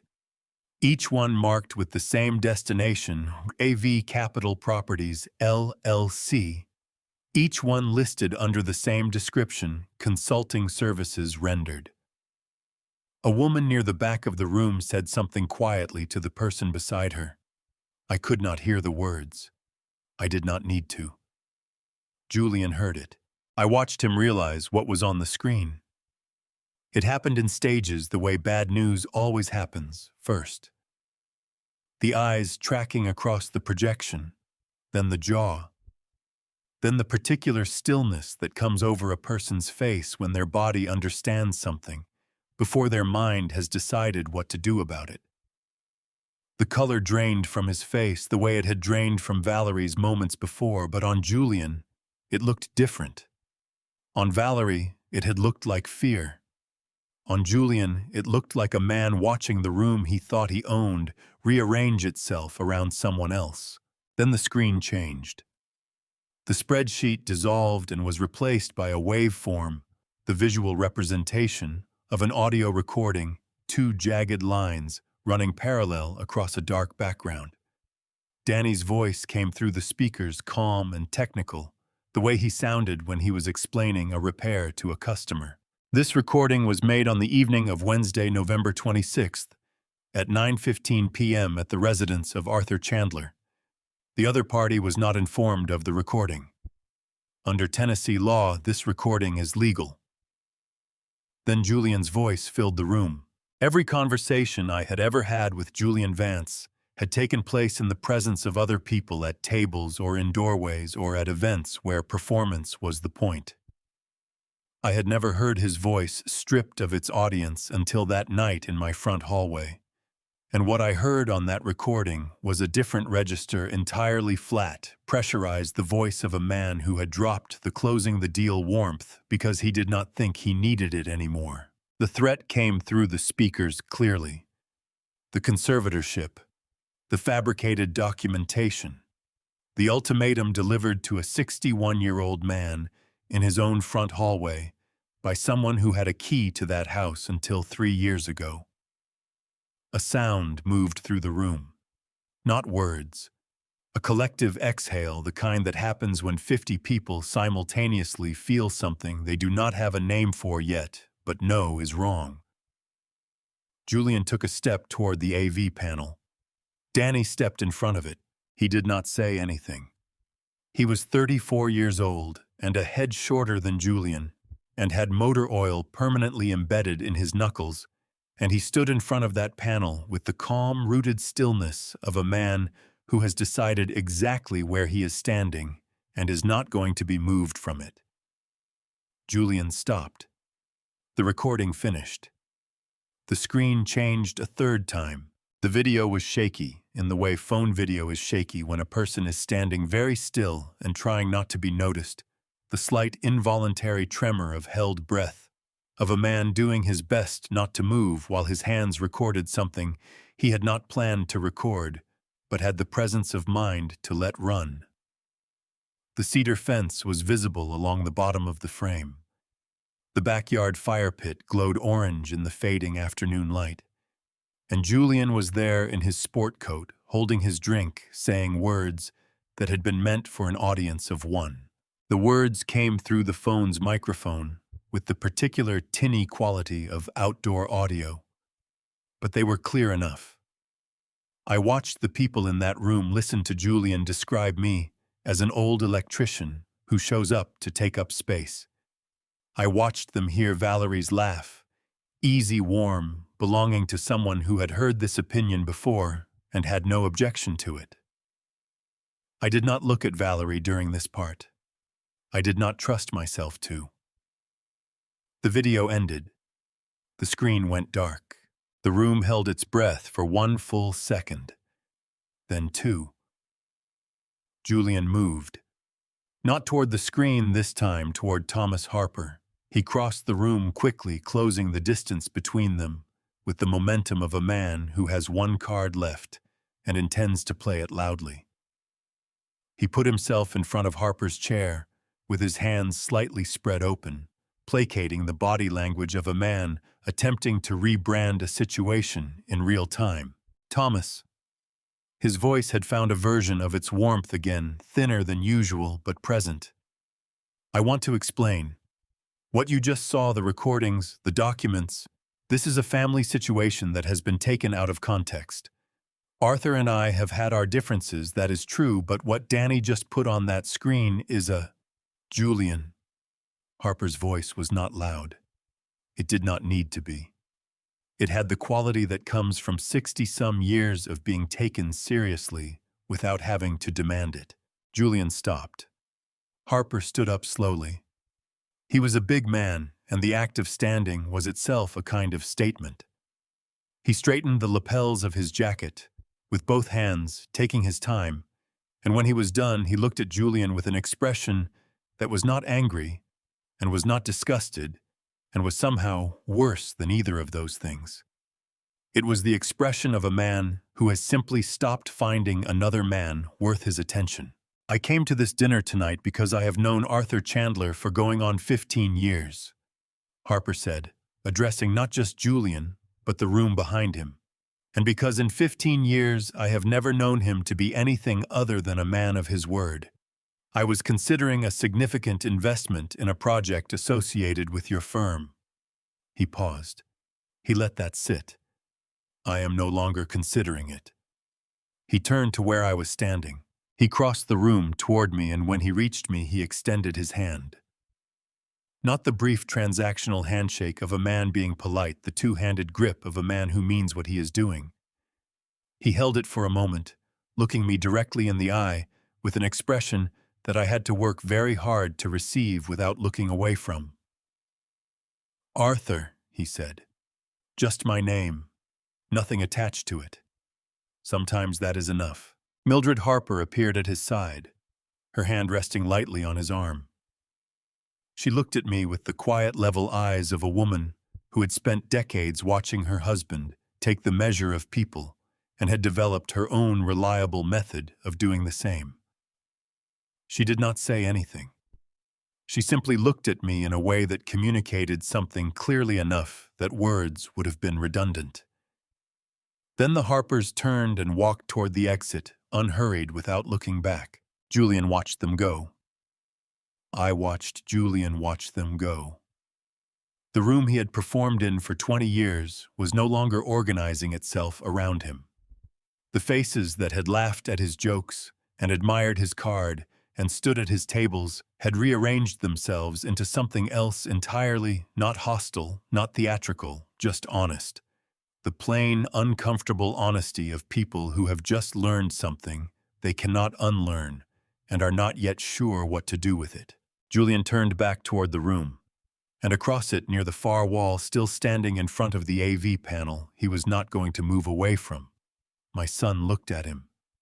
And then from somewhere near the kitchen door, I heard my daughter's voice crack open, like something that had been sealed for a very long time.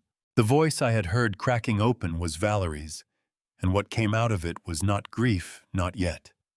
What came out first was anger, the particular combustible anger of a person who has been publicly exposed and has not yet found anywhere to put it except outward. She turned to face me fully. Her green dress, her careful hair, the hostess composure she had maintained for the better part of 3 hours, all of it was still technically in place, but something underneath had given way, and you could see it in the way she was holding her body. Too straight, too rigid. The posture of someone gripping something very hard to keep from losing it entirely. You had no right, she said. Her voice was shaking and sharp, at the same time the way things get when they are under more pressure than they were built for.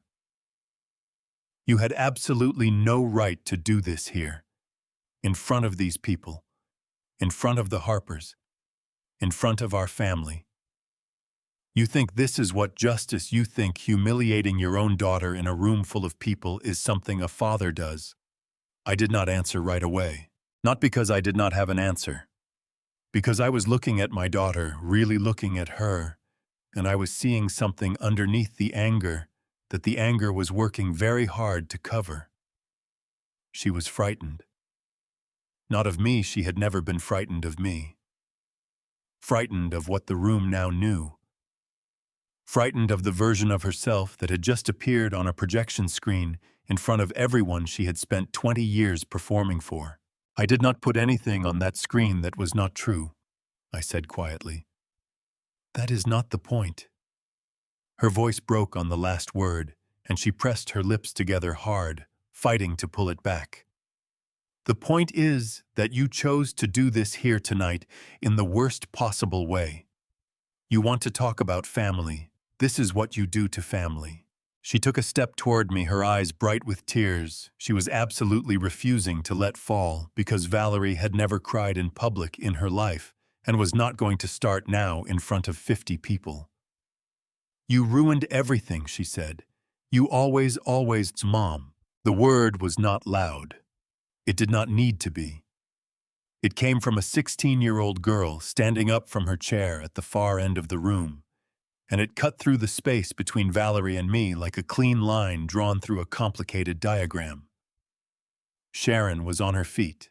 I had watched my granddaughter grow up at a distance that was not of my choosing, at the kids' table at the far end of family photographs, through the window of a relationship managed by a woman who controlled access the way she controlled everything else.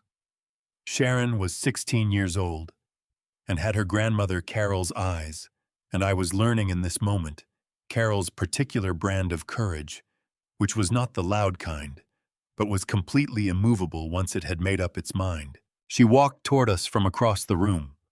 Her steps were not hurried, and they were not hesitant. Leo, 12 years old, and not fully understanding what was happening, but understanding enough, scrambled up from his chair and followed his sister the way he had followed her his entire life, his small hand finding hers as they moved. "Mom," Sharon said again, stopping a few feet away. Her voice was shaking, but she was not stopping. "Please stop." Valerie stared at her daughter. "Sharon, this is not—" "I know about the tuition." Sharon's voice cracked slightly, and she pushed through it, her chin coming up. "I saw the email last year on Grandpa Arthur's computer when I was visiting. The email from Ridgewood Academy about the payment he had made for my sophomore year." She looked at me then, and her eyes were wet, and she pressed her lips together for just a second before she kept going. "I have been carrying that for a year, and I have not said anything because I did not know how. But I cannot stand here and watch you call him the problem when he is the reason I had a school to go to." The room was completely still. Valerie opened her mouth. No sound came out. "He paid for my school," Sharon said, and her voice was steadier now, gaining something as she went. "He paid for everything. I do not know all of it, but I know some of it, and I know it was a lot, and I know that nobody ever thanked him for any of it." Her voice broke on the last sentence, and this time she let it, and 2 tears ran down her face without her doing anything to stop them. "I am done pretending I do not know." She turned to me. She looked up at me with those eyes that I had been seeing across rooms for 16 years, always at a distance, always managed away before we could get too close, and she said, "I am sorry, Grandpa Arthur. I should have said something sooner." My throat closed so tight I could not have spoken if I had tried. Leo, standing at his sister's side with his hand in hers, looked up at me with the uncomplicated directness of a 12-year-old who had decided which side of the room he was on and saw no reason to complicate it further. He took 1 step toward me and leaned into my arm the way small children do when they have decided you are safe, and I put my hand on the top of his head and kept it there. The room remained still, not the charged, combustible stillness of before. Something different now.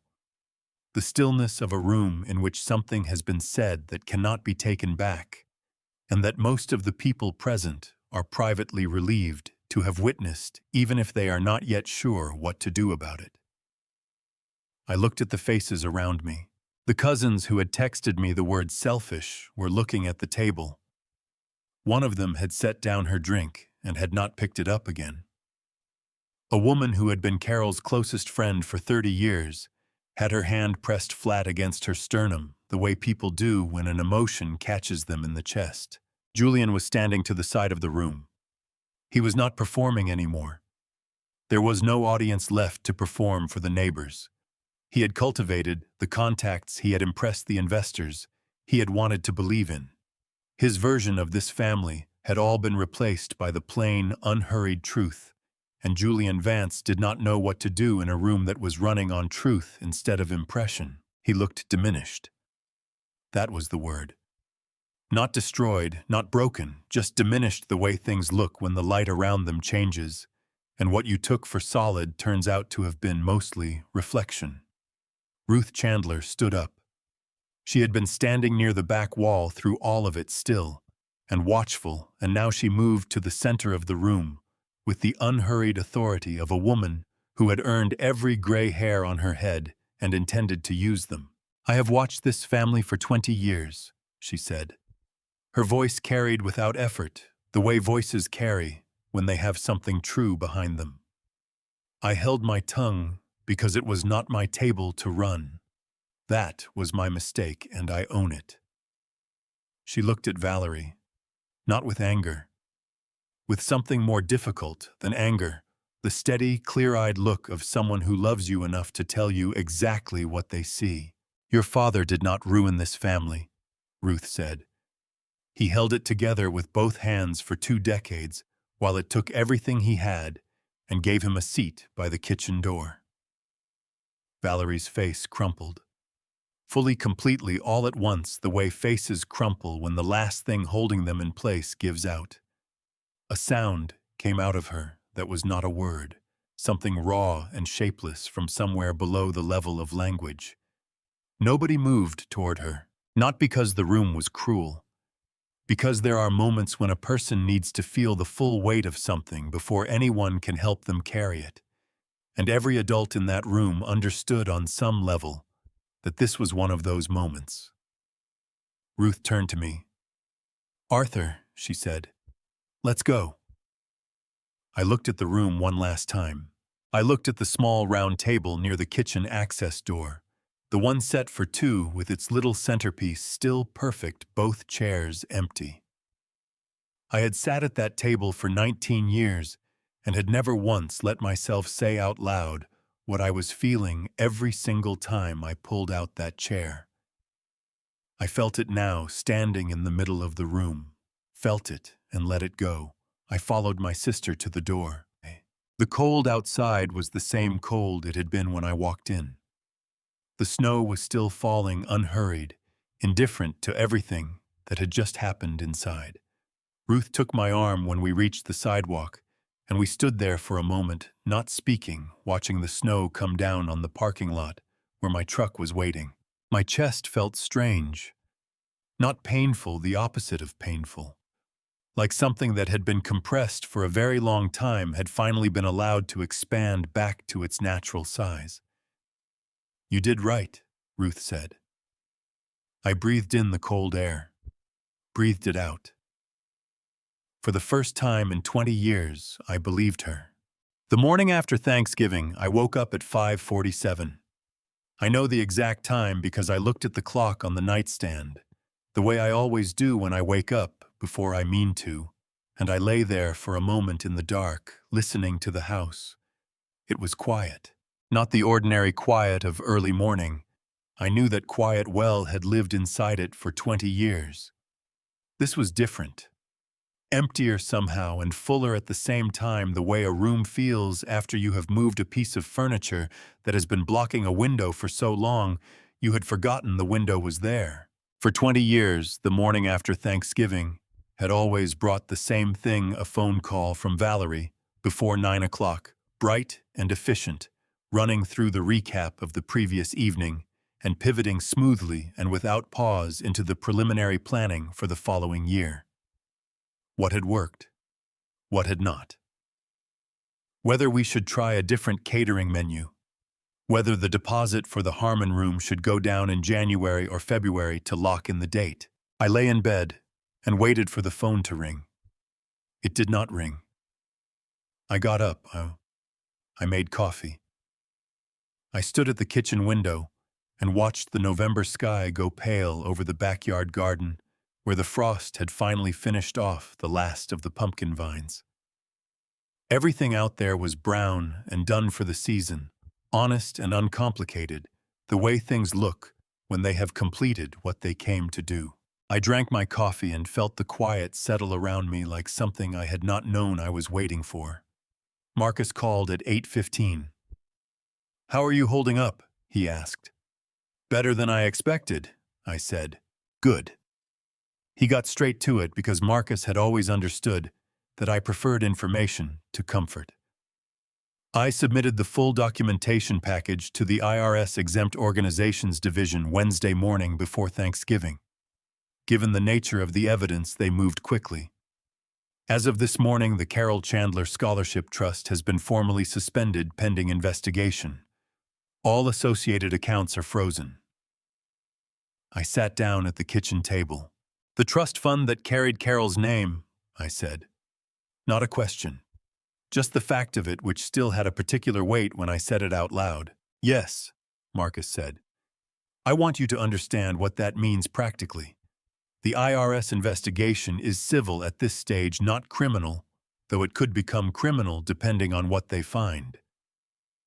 Julian's company, JV Capital Properties, is the named recipient of the fraudulent transfers. The IRS freeze on the trust accounts, combined with the banking restrictions already in place, means that company no longer has access to operating capital." "And the company," I said, "filed for Chapter 7 bankruptcy protection this morning," Marcus said.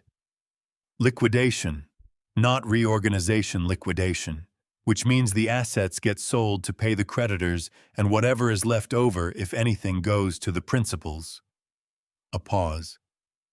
"There will not be much left over, Arthur. The debts are significant." I thought about Julian's face the night before, the way the room had stopped organizing itself around him. "The house," I asked. "The mortgage on the Vance property was partially secured through a business line of credit tied to JV Capital. When that line was frozen as part of the bankruptcy proceedings, the mortgage servicer issued a notice of default." Marcus spoke carefully, the way he always did when delivering news he wished were different. "They will have 60 days before formal foreclosure proceedings begin. But realistically, without the business income and with the IRS investigation ongoing, there is no path to curing the default." I was quiet for a moment. Not because I did not know what to say, but because I was taking the time to feel what I actually felt about it, which was not what I might have expected. I did not feel satisfied. I want to be honest about that. I have thought about it many times since, and the word that comes closest is sorrowful. A particular complicated sorrow, the kind that has nothing to do with regret, and everything to do with the plain, unglamorous reality of watching consequences arrive. "Thank you, Marcus," I said. "Arthur." He paused. "You did the right thing, in the way that it needed to be done." "I know," I said. "That does not make the rest of it easy." He understood. That was one of the things I valued most about Marcus Webb. He never told me something was easier than it was. Danny came by that afternoon. He sat at my kitchen table in his work shirt, the one with the Chandler auto patch on the chest, and he told me what he knew about Valerie and Julian, which was not much yet because it was still very early and things were still moving. They were not living together. That was the main thing. Julian had gone to stay with a colleague from his old real estate office, and Valerie was at the house with Sharon and Leo managing the notice of default paperwork and trying to explain to two children why their father was not there and why their home was going to change. "How is she?" I asked. Danny looked at his hands for a moment. "Scared," he said. "Not performing scared, actually scared. I think this might be the first time in her adult life she does not have a system." He picked at a callus on his palm. "She called me Tuesday. Not to ask for anything. Just to talk." He looked up at me. "She asked how you were doing, Dad." I let that sit. What did you tell her? I asked. I told her you were okay, Danny said, and that she should probably tell you herself when she was ready. He did not stay long after that. There was not much more to say, and we were both men who understood that silence between people who trust each other is not emptiness, it is just space for things to settle. The letters started arriving toward the end of that first week. Not emails, letters. Actual handwritten letters and cards appearing one or two at a time in the mailbox at the end of my driveway. From cousins. From a neighbor 2 streets over who had attended the dinner. From one of Carol's old colleagues who had contributed to the scholarship fund and wanted me to know she understood now where that money had actually gone. Most of them said some version of the same thing. That they were sorry. That they had not known. That they wished they had looked more carefully, asked more questions, not simply accepted the story they had been given. I read each one. I wrote back to the ones that needed a response. I did not keep score. I was not in the business of collecting apologies the way I had once been in the business of absorbing blame, and the instinct to tally and measure other people's remorse was one I was actively choosing not to develop. And then on a Thursday evening near the end of that first week of December, I found a card in the mailbox that was different from the others. It was a simple cream-colored card, the kind that comes in a box from a stationery store, and the handwriting inside was Thomas Harper's deliberate and clear, the handwriting of a man who had been taught penmanship before it stopped being taught. He wrote that he was sorry for anything he may have done over the years to make my situation at those dinners more difficult than it already was. He wrote that he had always respected me and that the evening had confirmed for him what he had long suspected, that the man doing the most work in any room is rarely the man getting the credit for it. He wrote that the electrical work I had done on his mill 20 years ago was still running clean and efficient, and that there was a kind of integrity in that which he had never forgotten. At the very bottom, in smaller letters, he wrote, "Carol would have been proud of you. She always was." I did not know that Harper had known Carol well enough to say that. I sat at my kitchen table with the card in my hands for a long time, and I let my eyes go blurry and did not try to stop them. And I thought about a woman who had loved Thanksgiving the way some people love a religion, and how 20 years of keeping her holiday alive had brought me to this kitchen on this December evening, with this card in my hands, feeling something I could not have named precisely, but which was very close to peace. I was still sitting there when I heard footsteps on the front porch. Slow ones, tired ones, with a particular hesitation in them that I recognized the way you recognize a sound you have not heard in a long time but have never entirely forgotten. I set the card down on the table and went to the door. She was not on the top step. She was on the second one down below the porch railing, slightly hidden from the street, the way a person positions themselves when they are not entirely sure they have the right to be somewhere, but cannot bring themselves to leave either. Her coat was pulled tight. Her hands were folded in her lap. She was looking out at the front yard, at the dead garden and the bare oak tree and the last of the snow, sitting stubborn along the north side of the fence, where the sun never quite reached. She did not look up when I opened the door. "I did not know if you would answer," she said. Her voice was flat and quiet, like something wrung out too many times to have much texture left. "I heard the steps," I said. I pushed the door open and stepped back.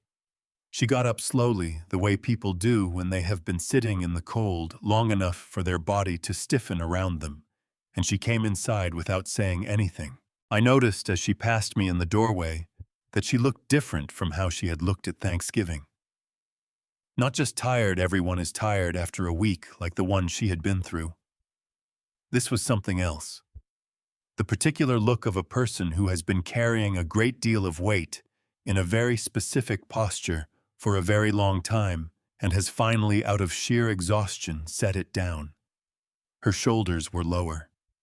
The managed brightness she brought into every room she entered was simply gone, not collapsed, just absent, the way a light is absent when someone forgets to turn it on. She did not have a clipboard. I made coffee. She sat at the kitchen table, not at the head of it, not at the organized end. She always gravitated toward when she arrived with lists and agendas. She sat at the side closest to the window, where the pale December light came in thin through the bare branches of the oak tree. I did not rush her. In 61 years, I had learned that the things a person most needs to say rarely come out first. "I went to see Marcus Webb," she said finally, "last week." I had not known that. "He was professional," she said, which coming from Valerie was high praise. "He walked me through everything. The IRS process, the investigation timeline, what my legal exposure looks like." She turned her coffee mug slowly in both hands, watching it turn. "He thinks I can avoid incarceration if I cooperate fully and commit to repayment. Supervised probation for 2 years, community service, full restitution to everyone affected." She paused. "He said you had told him to be straight with me if I ever came asking." I had told him that, yes. She looked up at me then for the first time since she had come inside. Her eyes were clear, not because she was not grieving, but because she had apparently already done most of the crying and had moved through to the other side of it. "Sharon and Leo are going to need someone steady while I get through this." "They will have that," I said. "I will make sure of it." She nodded once and looked back at her coffee. Then she said, "There is one more thing." She told me about the restitution. The total she owed to the IRS to the family and colleagues who had contributed to the Carol Chandler Scholarship Trust, believing it was real to the Harmon Room for the inflated billings. Marcus had given her the full number. It was more than she had in savings, more than she could access through any normal means with Julian's assets frozen and the house sliding toward foreclosure. "If the house goes under," she said, "I lose whatever equity is in it. But if there was a home equity line against this property—" She stopped. I could see how much this cost her. How many times she had probably rehearsed this conversation before settling on the version where she simply said the plain thing. "I am not asking you to pay it for me. I am asking if you will put this house up as collateral so I can access a loan and pay it myself. I would pay you back, with interest, whatever terms you want." The kitchen was very quiet. I looked at my daughter, 38 years old. No clipboard, no performance, no angle. Just a woman sitting at my kitchen table in the December light, asking for help. The only honest way she had ever asked me for anything in her life. I reached into my pocket and took out my phone. I opened the banking application. I found the home equity section, Carol's house, the one we had bought together in 1988. The one I had kept warm through 20 years of living in it alone. The figures were right there on the screen, clean and straightforward. I found the application button. I placed my thumb over it. The phone buzzed. A text from Danny. 4 words. "Don't do it, Dad." I read it twice. Then I looked up at Valerie. Her face was working very hard to stay neutral and not entirely succeeding. Because underneath everything she had trained it to do, it was still the face of the girl who had pressed herself against my arm in a hospital corridor 20 years ago and sobbed until her whole body shook. I thought about Danny that afternoon in his garage when he had looked at me across the oil-stained floor and said she used my name. The quiet fury in those 4 words. The years of watching that were behind them. I thought about the voice in my own head, the soft, reasonable voice that had cost me 20 years of my life saying she came to you. She is trying. What is a house worth if not this moment? That voice was persuasive. It always had been. It knew exactly where I lived.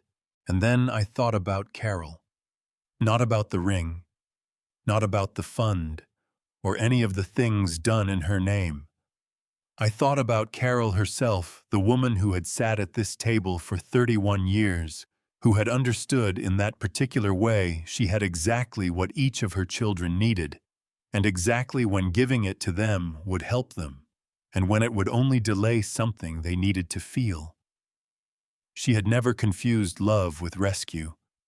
She had known the difference in her bones. She would have known right now which this was. I closed the application. I set the phone face down on the table. Valerie's breath released slowly. She had been holding it. I cannot put Carol's house up for the consequences of what you chose to do, I said. I kept my voice gentle. I meant it to be. That is not cruelty. That is just the truth of what this is. She nodded, slowly and with something in it that was not quite resignation, but was close to the nod of a person who asked for something they already knew. Somewhere underneath that they were not going to receive, and who is now doing the harder work of accepting the answer, rather than arguing against it. I know, she said quietly. She did not push, did not escalate, did not reach for another angle the way she would have done without thinking a month ago. She simply sat with it. That told me more than anything else she had said since she came through my door. Sharon and Leo, I said. Whenever they need to be here, they come here. That door stays open. Whatever they need from me, they have it. Her eyes went bright for a second before she blinked it back. Thank you, she said. She left 20 minutes later. I stood in the doorway and watched her go down the porch steps. The same steps she had been sitting on when I found her, and get into her car without looking back. Not from anger, from a kind of dignity I had not seen from her before. The dignity of a person who has asked a hard question, received a hard answer, and chosen to carry it without making it someone else's problem. I watched her taillights disappear around the corner. Then I went inside and called Danny. I did not do it, I said. He was quiet for a moment. Then I know, Dad. I could tell from the 4 seconds between when I sent it and when you would have called if you had. I laughed. A real one, short and sudden, the kind that surprises you. How did you know she was here? I asked. Sharon told me, he said. She asked her mom to go. I stood in my kitchen thinking about a 16-year-old girl who had stood up in a room full of adults 3 weeks earlier and said what needed saying, and had done it again tonight quietly from a distance in a way nobody would ever see or applaud. That, I thought, was entirely her grandmother's doing. After I hung up with Danny, I did not turn on the television or the radio. I poured 2 fingers of bourbon, the good Tennessee whiskey Danny had given me last Christmas, and carried it to the living room where I sat down in Carol's wingback chair by the window. The fabric on the arms had worn thin where her hands used to rest. I had never reupholstered it. Some things you leave exactly as they are, because changing them feels like losing the last proof that something was there. I picked up the photo album from the side table. Carol's album, the green one with the water stain in the corner from a party in 1991. I opened it to the middle the way I always did. There was a photograph from Thanksgiving, maybe 1990. Carol at the kitchen counter in a green apron, laughing at something just out of frame. She was 38 years old, the same age Valerie was now. I had looked at that photograph 1,000 times.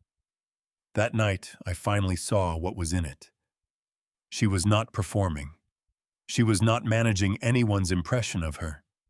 She was just standing in her kitchen laughing at something real, completely unbothered by whether anyone was watching.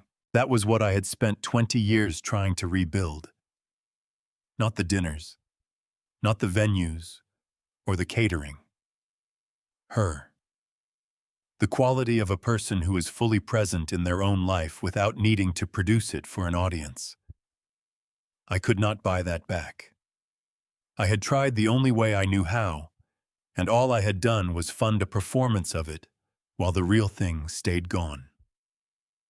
Let me speak to you directly for a moment, because I suspect some of you have been sitting in a version of this same chair. If you have been the one who paid and fixed and showed up and still ended up at the table by the kitchen door, ask yourself the question I waited 61 years to ask. Am I loved here or am I just useful? Those are not the same thing. And the sooner you find out which one is true, the sooner you can stop spending what you cannot afford to lose. I got up from Carol's chair, crossed the kitchen, and sat down at the head of the table for the first time in 20 years. It was just wood and age, but it felt like a man coming home to something that had always belonged to him. That Christmas was Danny, Ruth, and me. Simple food, the good dishes, no agenda. The best one I could remember. And then came the following November. The turkey went into the oven at 7:45. I had Carol's recipe on my phone photographed from her handwritten index card. The winter after she died, blue ink, slightly faded grease stain in the corner. I had been up since 5:30. Not from nerves.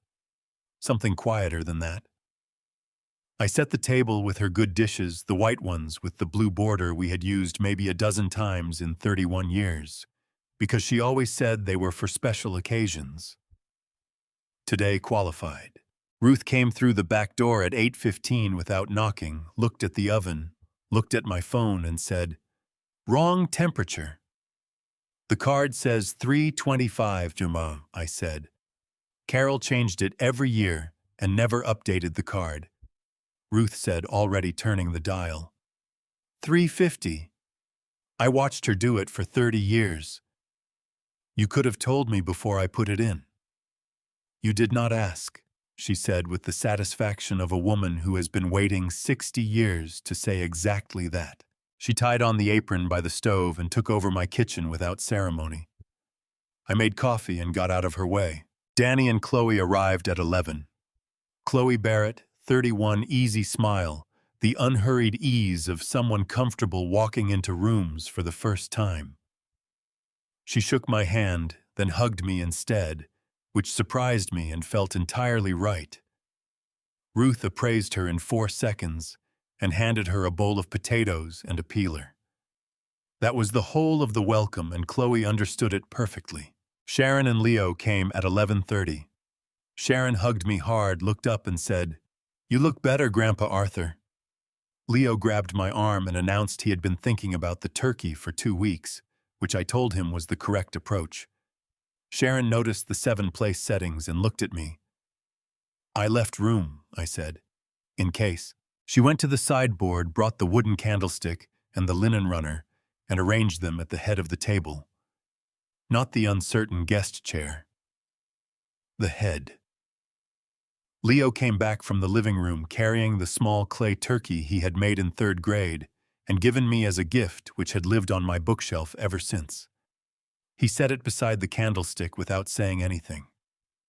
I stood at the edge of the kitchen and watched my grandchildren decorate my chair. My eyes stung. I did not pretend otherwise. "Go check the turkey," Ruth said from behind me, her voice slightly thicker than usual. I went. We sat down at 12:30. Halfway through the meal, we heard 2 quiet knocks at the front door.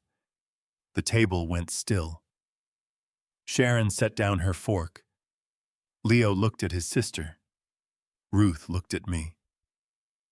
I pushed back my chair and walked to the door.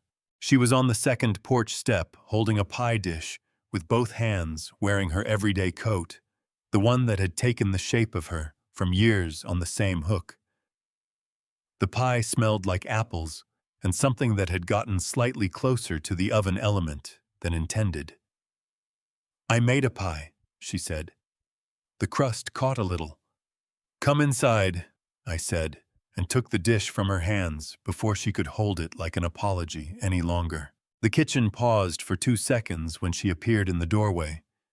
Then Sharon was up from her chair and across the room, arms around her mother, before anyone else moved.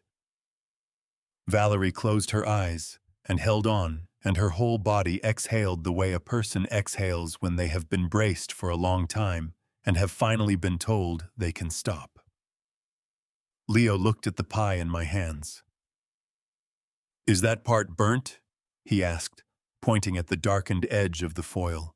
"Yes," Valerie said, and laughed, a real one, short and sudden, cracking through everything she had carried through that door. "I am aware." "I like the burnt parts," Leo said, and went back to his turkey. Danny hugged her brief firm 1 second longer than casual. Ruth crossed from the stove, took the pie, examined the burnt crust without expression, and said, "The inside will be fine."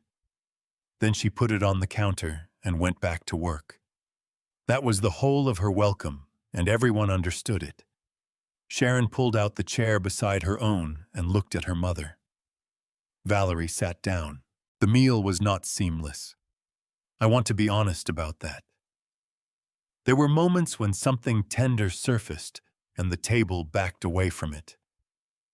But there was also Ruth making Danny choke on his cranberry sauce, and Leo negotiating his pie slice before dinner was technically finished, and Chloe asking Valerie about Sharon's school with the kind of attention that made Valerie's face go quiet and real.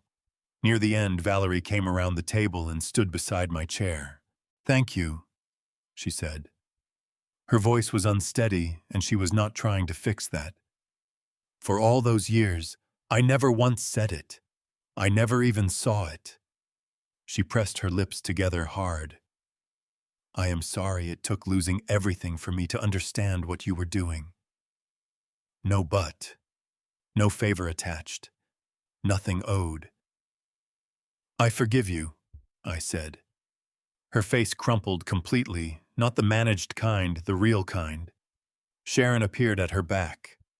I stood up and put my arm around my daughter. For the first time in more years than I cared to count, it did not cost me a thing.